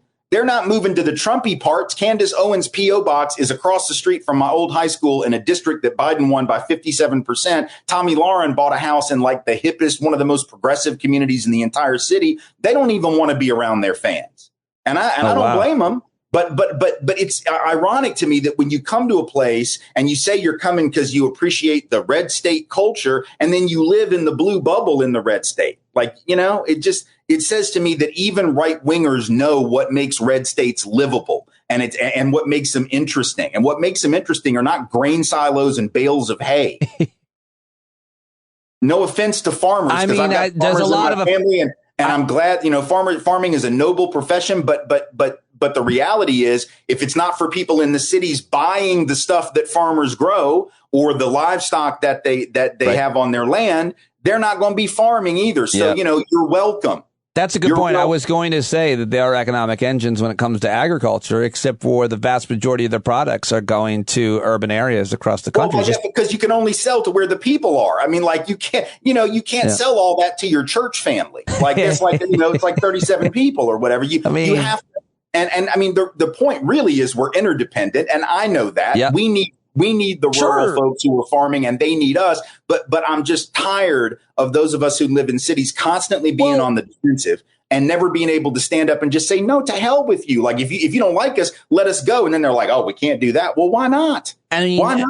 I mean, I'm personally offended by several things you said because I grew up in a rural area, but I also understand that when farmers, when folks that work in the agriculture industry, it's a really hard job in that industry, and it's just changed so rapidly, it's hard to adapt. But when they come up short as a result of no fault of their own, but, weather, drought, or too much rain, the government subsidizes their crops so that they don't go out of business. Which is great. Which is great, and which we support. Otherwise, we wouldn't have any food. The world wouldn't have any food. But when urban areas or other folks ask for similar types of, quote, they call them handouts. Of course, they're not. Then it's outrage. So the people that are getting these handouts, and as they should, and we support as a social contract, they go nuts when the other, when another hand is reached out, so to speak. Right. I mean, those of us in cities have always cared more about the people in small towns and rural areas than they've cared about us. We're the ones who actually in the 80s were concerned during the foreclosure crisis that was affecting farms. Who was the politician that was showing up at those foreclosure sales and standing side by side with those mostly white farmers? It was Jesse Jackson. It wasn't Ronald Reagan. It wasn't Pat Buchanan. It wasn't anybody with Bush at the end of their name. It was Jesse Jackson who was going out to those rural areas and standing with those farmers. So those of us on the left and progressive folk and civil rights oriented folk who live in metropolitan areas and urban areas and cities, we've always supported policies that would be better for the folks in those areas, whether it's government subsidies when your crops don't come in, whether it's because of weather related stuff, whether it's a tornado knocks out a town in Oklahoma yet again, whatever it is, we're the ones who are there saying, hey, we have an obligation to take care of our people. Right. And all we're asking is for the people who live in that space to reciprocate and to have the same mentality towards those of us who live in cities when we're hurting. And that's what nobody ever demands. No one ever asks that of them. And I think it's time that we do. Yes. Well, you have been for a long time. Finally, got anything on Reagan? I just watched some of his speech from when he had to sign. Congress passed with a veto-proof majority to make this day a national holiday. And he did not want to do it. He's like, well, they don't even have a holiday for Lincoln. I don't know why we have to give Dr. King a holiday. I'm not saying he wasn't a good guy and we could commemorate his birthday, but they don't even have a holiday for Washington. Why this feller? I mean, I'm paraphrasing. Right. Well, and he also made a comment about, thinking that, at some point when they unseal all the documents, we'll learn whether King was a communist or not. That was also one of the things. Oh, he insinuated that, right. We don't know enough about this character. Right. Yeah. We don't really understand what we're doing and that kind of thing. I don't have a whole lot to say about Reagan. He's still dead. I know that, still dead. And as I said yesterday on Twitter, I generally, as someone who disagreed with everything that Ronald Reagan ever said, I tend to just never quote him or talk about him. I wish Republicans would take that same advice and apply it to MLK. Just don't quote him. Don't talk about him. You never believed in anything he said anyway. That's a really interesting point. Like, just don't act like you support his beliefs. It's okay. No, it's okay if you don't. Just take the day off. It's a holiday. Sleep in. Do something with your kids. Like, you don't have to quote him because when you do it, everybody knows what you're doing. Right. Like, everybody calls it out. I would have much more respect for someone who would just say, you know what? Dr. King was a socialist because, he was. He said he was a democratic socialist near the end of his life. So if you don't like that, just say, oh, my God, he was a horrible radical. OK, cool. I have much more respect for that. Exactly. I have much more respect for, David Duke never went around quoting Dr. King when he was running for office. Right. And I respect that. Don't try to pretend that you love this man, yet you would hate this man if he were still alive. Some of them are old enough to have been alive and they hated him then. The right always hated Dr. King. And so just own who you are. And then have the courage of your convictions to say that you think this is a horrible American. I dare conservatives to do that. And the fact that they won't tells us a lot about how even they understand that they are out of the mainstream of American thinking. Tim, amazing. Thank you so much, as always. I really appreciate your time on this day. I'm glad that you got stuck in Vermont and I got to talk to you. It worked out. There you go. Tim Wise, everybody. Go subscribe to his and support him on Medium, on Patreon, and check him out. timjwise.medium.com. And, of course, he's awesome on Twitter. You can follow him at Tim Jacob Wise, at Tim Jacob Wise. Check him out there as well. Always love talking with him, as do I, our next guest, the great Barry Ritholtz of Ritholtz Wealth Management, the author of A Bailout Nation.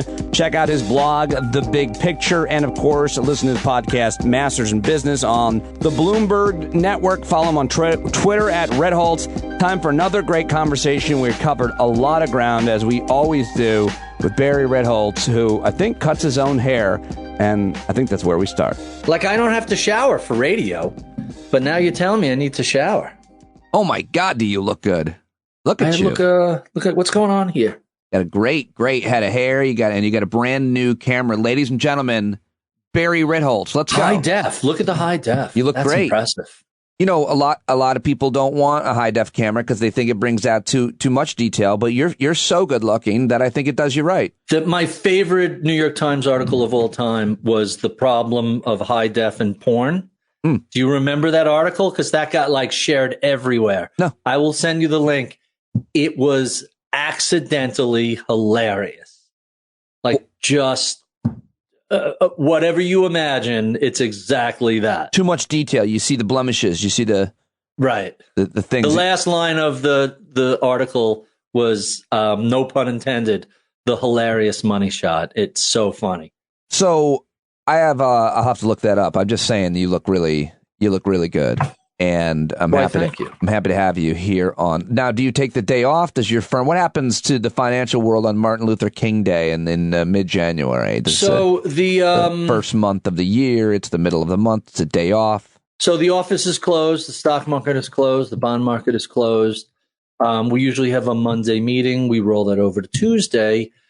I always, I never have a day off. I'm always doing something in the morning just to kind of start my routine off. So I did a little bit of research and writing this morning, but this is really the only thing I have scheduled for today. Well, I'm happy to have you, and there's plenty of things that I wanted to discuss with you. I was just looking at some charts and some graphs.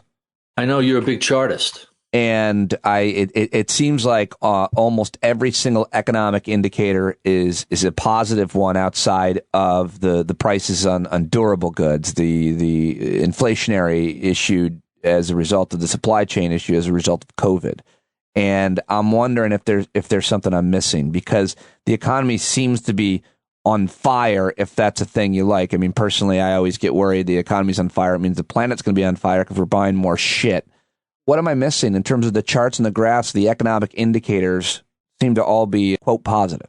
So you're missing a couple of things. First, I did something last week, just the post-normal economy. Nothing is normal. Everything is surprisingly aberrational. I'll share that link with you also. Everything is surprisingly aberrational. And the reason that matters is people are looking at the economy as if it's a normal cycle. When you look at the economy and say, how are things going? Really, the best answer is abnormally well. So you have rising wages, rising retail sales, but you also have rising inflation. And 3 or 4 factors are driving inflation. So I think the best way to describe the way the world is describing inflation is sort of the parable of the 6 blind men describing the elephant. Whatever part of the elephant you're on, you're describing by touch. And so every person touching a different part of the elephant feels like they're touching the tail is a rope, and the tusks are these hard horns, and the ears. Each different part of the elephant is so different. And inflation is like that. Wherever you look, you're going to see a different story. If you're looking at wages, well, they've reset higher, probably on a permanent basis. The new unofficial minimum wage is $15 an hour. because no one wants these crappy, low-paying jobs. And if they have any option, they're not going to take it. And so wages had to come up just because so many companies from Walmart to Target to Amazon were hiring. You actually have competition in the entry level. So that's one thing that's going on. Something else is going on is when you look at automobiles have been a huge part of the price increases over the past 6 months. That's because if you need more lumber, you go cut down a tree and it takes you, a day, and you can increase the amount of lumber you have. To create a semiconductor is a whole complex, intricate process that takes a long time.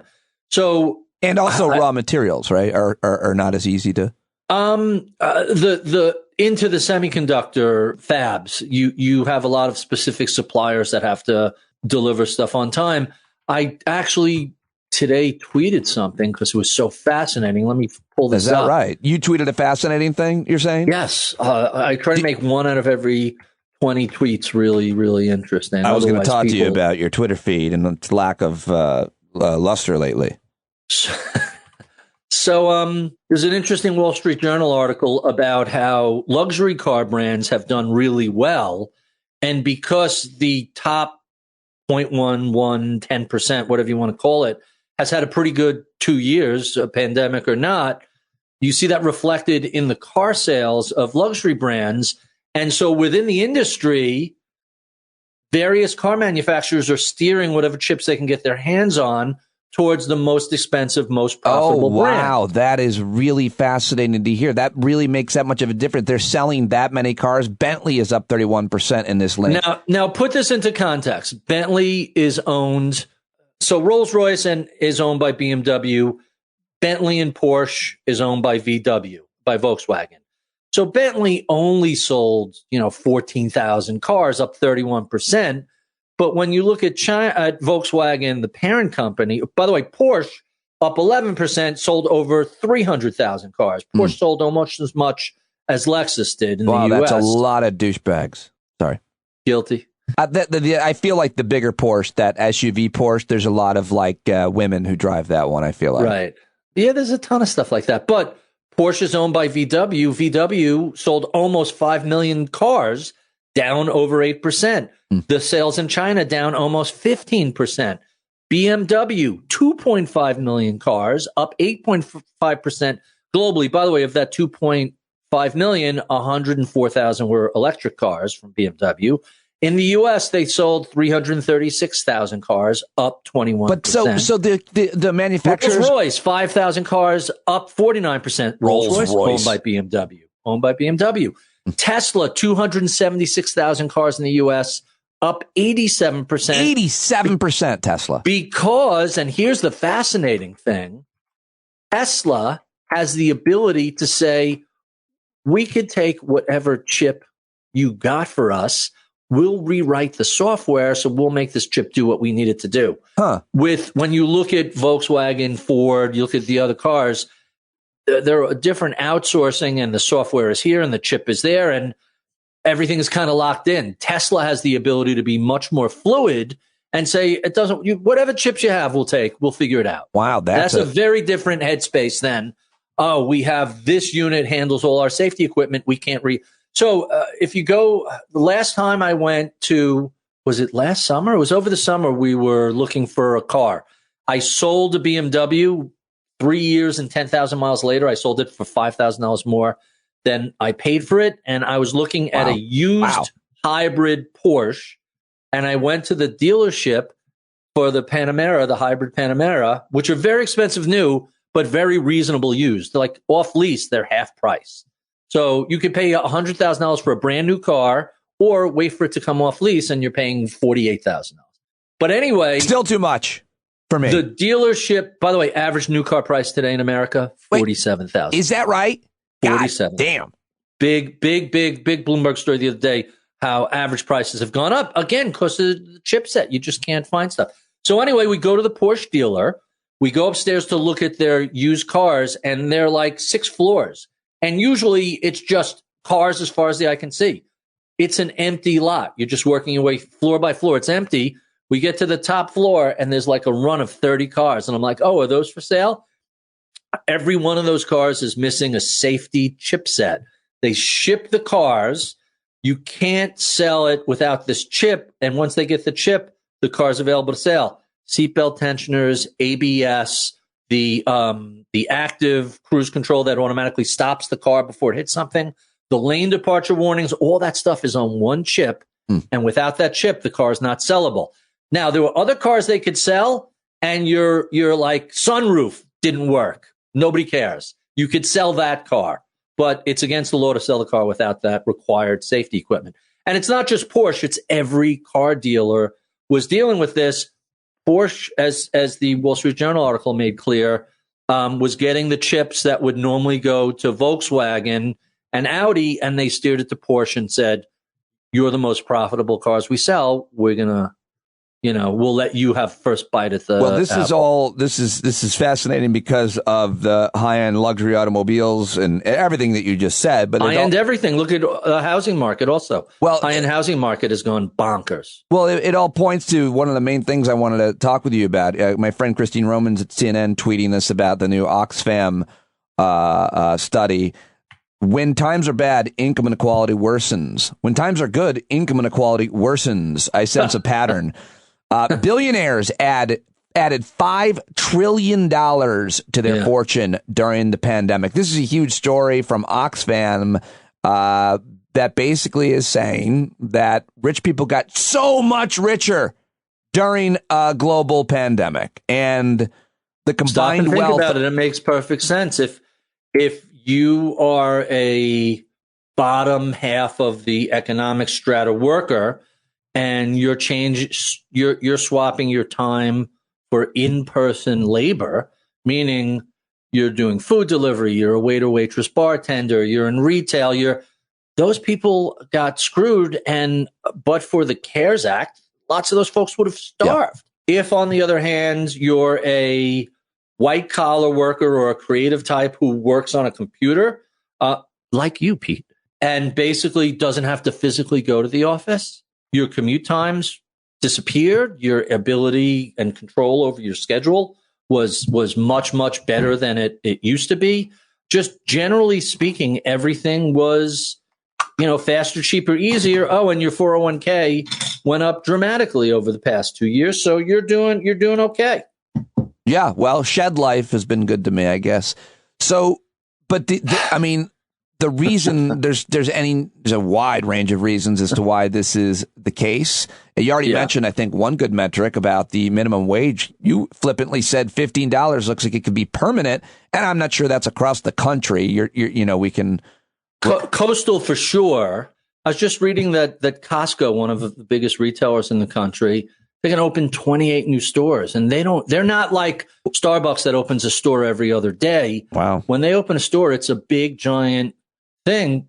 People are buying in bulk. People are, looking at who has the logistical supply chain to keep the shelves filled. And Costco is one of those companies. Well, let me just ask you one. We get into politics sometimes, but certainly as it crosses over in economics and finance. And one of the things that you're hearing is people talking about empty store shelves. Certainly Republicans and right-wing media people are talking about how hard it is to get things and so on. My understanding is that the retail industry had record profits at the best time of year, November, December, the holiday season. I don't even know anecdotally people who said they couldn't get the gift that they so badly wanted for their loved one, their friend, whatever. How bad is the issue with supply chain and empty shelves, whether it be grocery stores? I mean, I just haven't heard that much of it. And then when you look at the metrics, certainly with retail, and maybe that's the wrong measure, if they're getting record profits, Ritholtz, it would seem that, yes, there are some issues in certain places at certain times. But overall, how do we look at it?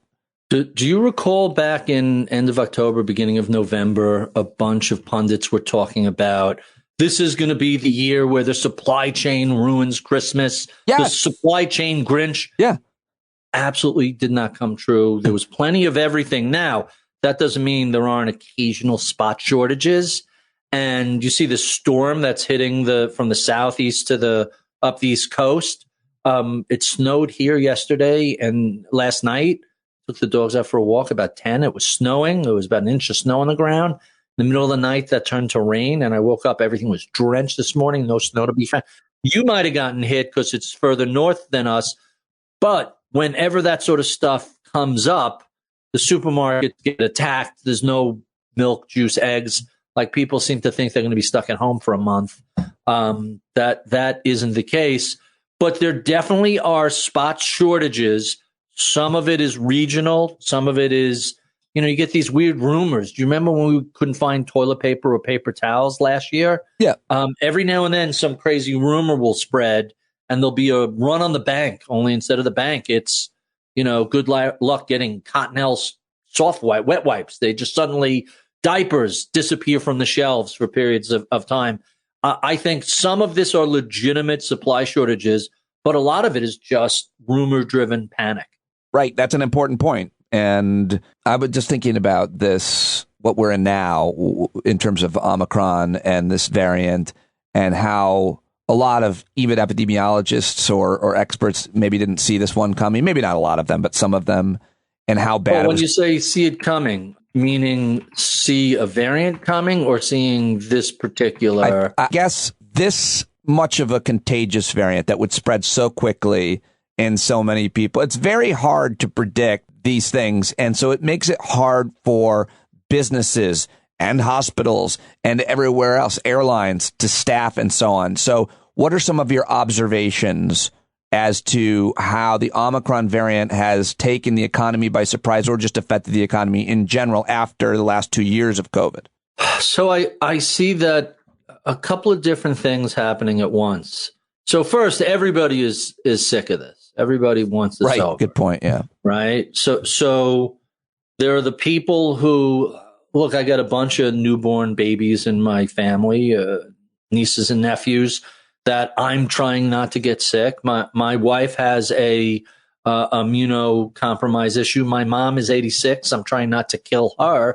So I'm being really careful. I'm not. How can I describe this? I'm not going out without a mask anytime I go somewhere. Yesterday was like the first time I went to an empty coffee shop with a friend. We sat like 5 feet apart. We were in masks until the food came. I mean, like on the one hand, surprising that you're still going to all those orgies, though. I feel like that's hypocritical. You got to do what you got to do. We're all wearing condoms. So okay. All right. Fair enough. That's a different thing. So you're saying you're trying to do the right thing. You're trying not to get sick. But by the way, did you see the New Yorker piece? No. About the reopening of the swingers clubs and the orgies? Oh, no. And it was one of those odd human interest stories. You joke. It's just such a weird thing. I'm a happily married man that doesn't go to those clubs. But it's just I know you stopped because of COVID, but if they are making up for lost time with a vengeance, apparently. Well, I guess if you're triple vaxxed now and you're not as worried, but you're still spreading it. I mean, it's a weird time for dating people. I know. The pandemic and orgies probably are not a great. I know. It's not chocolate and peanut butter. Well, just dating. I mean, even like my daughters, like, they want to hang out with their boyfriends or boys. I'm like, is there any way that there could be no kissing? But you can't. How could you possibly? I mean, right. Plus, at their age, they're pretty immortal. Although the number of kids in hospitals are at record levels, and it's about 95% unvaccinated. So if your kids are vaxxed, they go on dates. They're, it's not ideal, but dry humping only. You parent the way you think. So wait, best. Go back to Omicron and how it's affected economic projections and things. You were saying I got off on orgies. I'm sorry. You were saying how did you?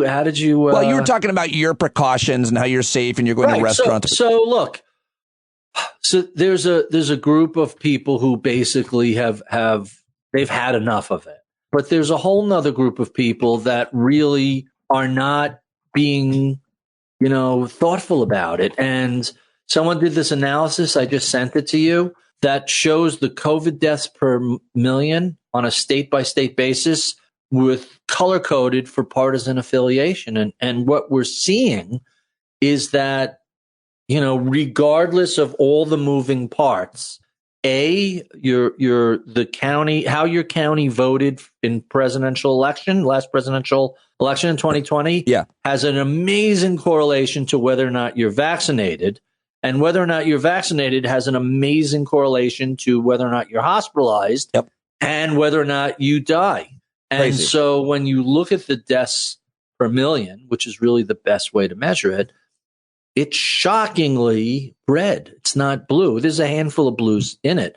And someone did an article last week that basically said, someone showed Trump the math that of the 1,800 Americans who are dying each day, a disproportionate number of them are Republicans, and a substantial percentage of those are in swing states. And if this continues for another 6 months, it's going to impact the next election, maybe not the congressional election, but the next presidential election. It turns out that murdering your supporters is a bad political strategy. You've seen analysis that so many Republicans have gotten ill, have died. It's going to affect election outcomes. I'm going to send this to you also. Hold on. I mean, it's do the math, 1,800 a day. And if I wonder if there's Donald McNeil Jr. I wonder if there's some kind of correlation with. Are you seeing text I'm sending to you? No. You sent it. You sent it in the chat. All right, so I'll send this to you. I got it. So, yeah, you would think that the people who are so anti-vax, they're probably fairly political as well. They probably vote, is what my point is. Right. Keep in mind, and this is the fascinating thing that changed. And Trump backs boosters. Clearly, someone did the math for him. Trump is losing hundreds of voters a day to COVID, far more than margins in the swing states. Wow. Huh? Bad strategy, killing your supporters. Just turns out to be a bad tactic. So the anti-vax movement began, and I find this analysis fascinating, on the far left, primarily in California, but elsewhere, amongst people who bought into the bullshit and thoroughly debunked vaccines cause autism. And that it's not just that it's been debunked. The person who initially published the Lancet study, was paid to publish by a bunch of drug companies, B, fabricated the data, C, didn't disclose either of those things, and he was subsequently stripped of his medical license by the UK. So this was like really just completely and totally debunked. But it started as a far left bunch of, listen, I'm going to say something now that'll piss people off. What's the problem with GMO? We've been doing genetic modifications. It's called animal husbandry for thousands of years. Most of what you see as modified, it's not like someone's opening up the DNA and tinkering it. It's a lot of crossbreeding and this and that. And certain groups consider that to be, the original farm process from thousands of years. So there's a tendency to no gluten, no GMO, no vaccine, just like, flat earth sort of stuff. And I'll get all the emails. I have a gluten thing. Yeah, I'm not talking about you. I'm talking about the thousands of people who have no issues with gluten, but it's the next fad that they hop on. If you have a real gluten sensitivity, well, obviously gluten-free. Is your point that there are some on the left that are anti-vax? Is that what your point? So this began as a far left thing, but it was subsequently borrowed. I don't know what the word is. Subsequently adopted by the far right and politicized. I think the autism link is where it began, and I don't think that was a far left thing. It was a kind of lefty hippie thing, is how I see it. But whatever. I could be wrong, but the granola group in California, generally the people you think of as fringe, kooky. Listen, the old joke about the crystal people. But I don't think that was always thought of as left of center, not right of center, accurately or not. But that's the descriptor most people use for I guess. All right. Fringy, if you want California, and it's since been completely taken over by the far right, using it as an attempt to sabotage the Biden administration. Yeah. That's what the anti-vax movement has been about from day one. I think, listen, I have no doubt that there are a lot of factors that led Trump to lose by nearly 9 million votes. But the biggest factor is 500,000 people or so died on his watch. Assuming those numbers are accurate, it's probably double. The official numbers probably significantly undercount, which is why you had so many, can I use the word assholes? COVID is like the flu. It's not a big threat. People aren't dying from COVID. They're dying with COVID. You know, it's only affecting sick, elderly people. I recently saw something in the Wall Street Journal, an op-ed about, well, when you age adjust the deaths, Florida's doing really well. It's like, no, you got that backwards. Florida has an elderly population, and it's your job as governor to protect your citizens. And since you have so many elderly people in Florida, you should be making an extra effort to protect them. So your age adjustment is really saying, hey, look, except for all the people I killed who are old, except for me failing to protect the most vulnerable in the society, we did fantastic. Yeah. Well, you know, that's not the one metric that used to really piss me off was he died with COVID. I'm like, here, walk across the street with this cigarette, right? Now I'm going to run you over with a bus. Did you die from smoking or did you die with smoking? Because that is the only fair way to use that phrase. If you know, in law, there's a but-for analysis. Would this have happened but for this event? Right. It's basic David Hume causation. This is really simple stuff unless you're just a really full-blown tribal partisan. For everybody else, hey, if grandma would still be alive if she didn't get COVID, then COVID is what killed her. The fact that she was elderly and had other diseases, the concept in the law is you take your plaintiff as you find them. If someone has a thin skull and you punch them in the head and they die, don't punch people in the head. It's your problem. I didn't know he had a thin skull. Then too bad. You should have done your due diligence before you struck them. This thin skull. You take you take the plaintiff as you find them. When the family sues you, your defense can't be, not my fault that they were frail. I just punched them in the head. Literally thin skull case. Look it up. So the other issue about that is how many, I don't want to belabor this, but I don't know if there's any way to measure it even, but how many influential right-wing like talkers have also literally died, just dead, like radio people and even preachers, people who are influencers because they have an audience saying, don't get the vaccine and then dying of COVID. It's a significant number. Darwin is undefeated. Really, wow, the eggshell, Wikipedia, the eggshell rule, a well-established legal doctrine in common law used in some tort law systems with a similar doctrine applicable to criminal law. Wow. Yeah. Take your victims as you find them. It's not like I didn't know that they were at risk. Right. All right. Well, don't punch them in the face. That's on you. So when you look at this, there's a hilarious and just so much Schadenfreude Reddit thread called the Herman Cain Award. Right. Remember, Herman Cain went to a Trump rally, caught COVID, and died. And so they're just keeping track of all these people.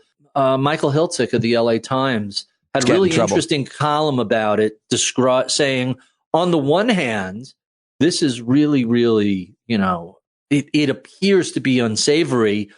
But if you're out telling other people not to get vaccinated and you're unvaccinated and you die, your behavior in the public sphere is fair game. And it's not like it's not to say you shouldn't be dragged because you made a decision which led other people to get sick and possibly die, and for you to die. Hey, how the far right used to be the party of personal responsibility. Never was. Your actions have consequences, and it's fair game to say, well, because of your own behavior, you hurt other people, hurt yourself, and died. You're entitled to. Now, there are the line gets a little fuzzy. The woman in California who I think was a an assistant district attorney, and pre-COVID, she thought that a lot of these vaccines were an overreach and it wasn't politicized. She was really having that conversation, and she didn't get COVID vaccinated and got sick and died.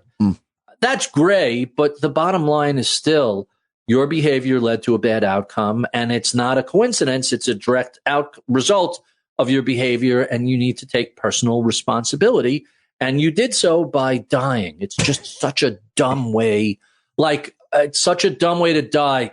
I personally, on my birthday, throttle it back. I engage in some behavior that is, thrill seeking. And on my birthday, I don't do that, because anytime I've ever been in a cemetery and you see somebody with a date of birth and date of death that's the same, my thought process is always, what the fuck did that idiot do on their birthday that killed themselves? So I don't want that. So I kind of take it a little easy on my birthday. I've never thought about that. I got to stop taking hikes on my birthday at the side of the cliff. Hikes are fine. It's I'm not jumping out of a plane or going on a track going 200 miles an hour on my birthday. That's not for a birthday present. Give that to me the day after my birthday, not my birthday. You do that on the LIE on a regular basis, though, too. Not 200. Never 200. When I was young and a teenager, we would go on the 135, which was an empty highway at night, and guys who were working on the cars would, go 100, 120 on a regular basis. All right, sidebar. And that was 100 years ago. Sidebar, I know you have a lot of road rage. I have... No, my road rage is much better than listen it to used this to be. bit idea, okay? If you could have one missile on your James Bond car, just one, what kind of driver or vehicle do you always fire upon? You lock on, you see him, you lock on, and you blow him right easy. up. So Sparrow surface-to-surface missile. Yeah. I fantasized this many times. Yep. So if you're in the left lane doing the speed limit on a 3-lane highway, you have to die. Okay. So mine is the small type of Honda or Toyota with the dark windows, the big wing on the back, and the thing on the coffee can exhaust. Yes, the thing that makes the muffler. I followed this guy for maybe 10 minutes, and the missile was not firing, and it was so frustrating. I just wanted to blow that car right up. So here's who, as I've aged. Who are those people? I'll tell you exactly who they are. I want them to come on the show.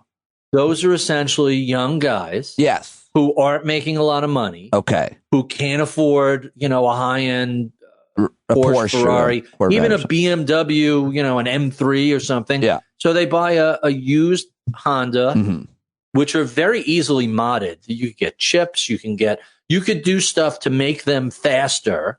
But there's only so much you can do with a front-wheel drive 4-cylinder car. Isn't the 4 cylinders is 4 cylinders? I mean, there's a Honda I think that has 6 cylinders, like a Accord or something. But well, the Accord has 6 cylinders. A lot of the trucks have 6 cylinders. But how much faster? The NSX has 6 cylinders. How much faster can you make a 4-cylinder car? And why the wing? Faster. You can make it a little faster. Okay. But it's like the fake decals. It's just they're it's an it's hilarious. And just so you know, just to give you a little insight into the sort of asshole that I am. Yeah. When I pull up next to one of those guys in any car, I like to, race the throttle a little bit. And then when the light turns green, they get to see my taillights take off. P.S. I love doing that with Teslas. Like my wife and I, over the summer, we pulled up next to a woman and I looked at her in a Tesla, like not the Plaid, but the model just below it. And I revved my engine and she looked over at me and smiled and we raced and I knew what the outcome was going to be. And she blew my doors off and it was hilarious. I can't believe that you're a grown man with other grown people in your car and that you would do. I've never done that in my life. Have I ever done that? Been doing that since I've been 10 years old, driving a car. I wonder if my dad's done that. 100%. And his Corvettes. P.S. The reason I did it with the woman with the Tesla is I said to my wife, I go, that Tesla is faster than Ferraris. You go on YouTube and you see these Tesla, like the model, what was the, not the old one with the Falcon wings, the old truck from Tesla, not the whatever, Model D. the Tesla with the, go ahead. XY, whatever it was, the Model Y. You see them beating Lamborghinis. So you have this SUV blowing the doors off. So I said to my wife, that car is much, much faster than this car. She's like, what? I'm like, watch this. So we do it. And the woman just must do this all day long. Just thrilling. Just pure. Very funny. Just linear acceleration. No, they don't have any gears. It's just amazing power on demand. That's the beauty of one of the beauties of EVs. In addition to all the green benefits, it's just endless, instantaneous power, smooth. It really, in so many ways, it is a superior technology. I mean, we could talk about that if you want to get into that discussion. But I did that to show my wife. She's like, wow, that's really impressive. And I go, that's the mid-level. The new one that just came out is 1,000 horsepower. That's like 600 horsepower, 700 horsepower. We're only, 580 horsepower. And it's just linear and all available from zero. Like, it takes me a while to ramp up and for the turbos to kick in, and it's just, she's gone. And by the time we got to the next light and caught up with her, she's laughing. My wife gives her the thumbs up. It was really fun. Well, what else do we have to talk about before I let you go? What are you doing for Martin Luther King Day? Volunteering at a. Oh, really? Where? I'm working at a thing that I don't want to talk about it. It's like really? Private. I don't want to be, over virtuous. Nothing. I'm not doing anything. I'm working. I'm working. I'm paying attention to what's happening with voting rights on Martin Luther King Day. His family was like, we don't want a celebration today. Right. Because, and then you hear all these Republicans, quoting him today. It's rough. The one day a year they quote him is fantastic. Yeah. So I wanted to ask you about I thought this would be a fun thing to end on. Which companies won or lost your affection during the pandemic? I like this piece. It's interesting. It's a really interesting piece, and you could write this probably every month. But few companies that stood out to you are Delta, Starbucks, Amazon, YouTube, WhatsApp, and local restaurants. Why YouTube? So, prior to the pandemic, I used YouTube. I have a couple of old watches for years and years and years, and it's like, how do I change the date on this? You go to YouTube and it shows you, not expensive, just like old, Hamilton watch, not a big deal. That's how you do it. And every time I need to do something, I look it up on YouTube, and you get this amazing tutorial. And so that was and I used to watch a couple of car shows and things like that. Since the pandemic began, YouTube is just the depth and breadth of the content on YouTube. Yeah. It's amazing. So I put a couple of new Nerf bars on the Jeep. Nerf bars are the steps that connect the two fenders. Like, there's a tutorial to do that. Right. There's a tutorial for every single thing. It's amazing, but whatever you can think of, there is, it's not only thousands of miles wide, it's thousands of miles deep. Whatever area you look into, you can get you get a PhD in whatever subject you're interested in on YouTube. It's just, we built a bat house from YouTube. Nice. And hung it in our backyard. Yeah. That was amazing. Like, we learned how to, we were taking care of someone's puppy. We housebroke a puppy from YouTube. It's really impressive. Starbucks is kind of disappointing. Starbucks and Delta were like compare and contrast. Lots and lots of industries were really hard hit when the pandemic began. Nothing more than travel. I mean, they just shut down. Right. And these are not like inexpensive devices, planes and crews and the requirements to keep them maintained. Delta sends out a letter. Hey, if your flights were canceled, or if you have to cancel a trip due to COVID, don't worry about it.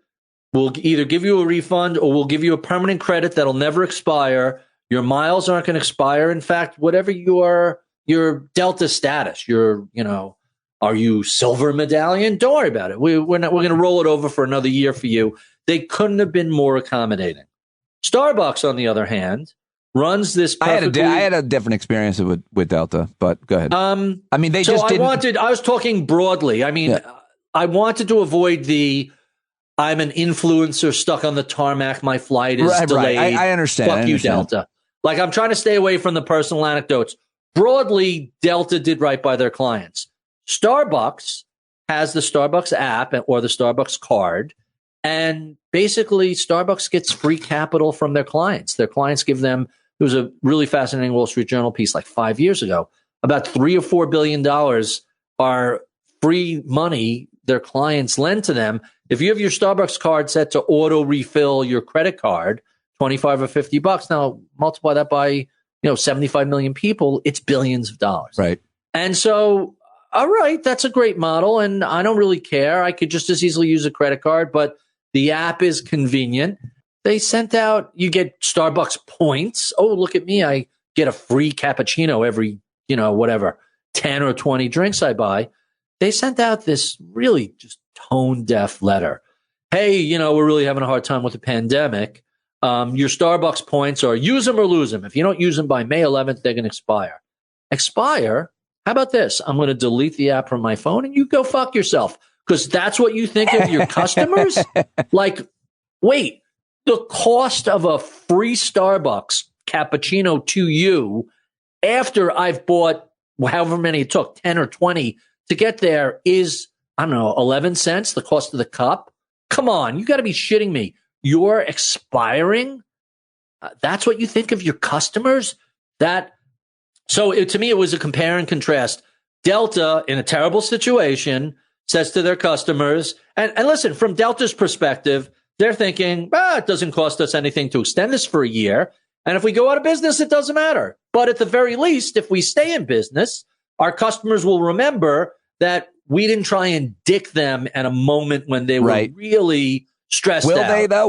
We were stressed out. Do customers remember such things?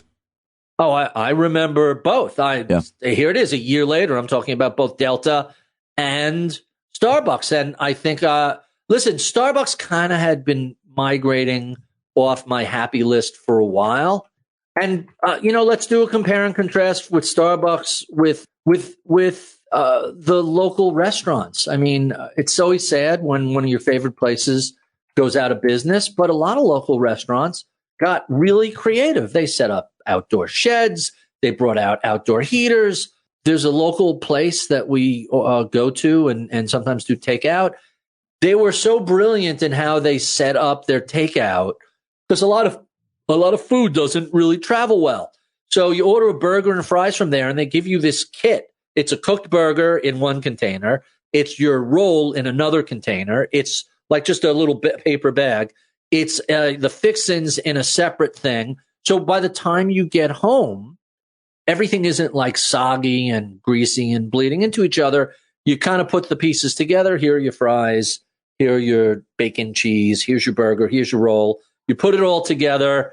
And it's how those guys managed to stay in business during a very challenging point. I know you're dying to tell me how wasteful and ecologically bad that is. Although, to be fair, it was brown paper. It wasn't, styrofoam or anything terrible. And it's less than your average takeout from McDonald's. So I wasn't terribly offended. And even the aluminum and plastic tops were recyclable. It's hard to know. With the sustainability issue, I struggle so much, obviously, with it, and obviously the difference you make as an individual versus a population effort, a policy that makes businesses and people have to do something. But these guys are desperate to stay in business because if they couldn't find out a way to pivot to takeout, they're gone. Exactly. I don't run a restaurant is hard enough in the best of times. So my heart goes out to them. But along those lines, I'll just give you one example of a company that we actually recently discovered.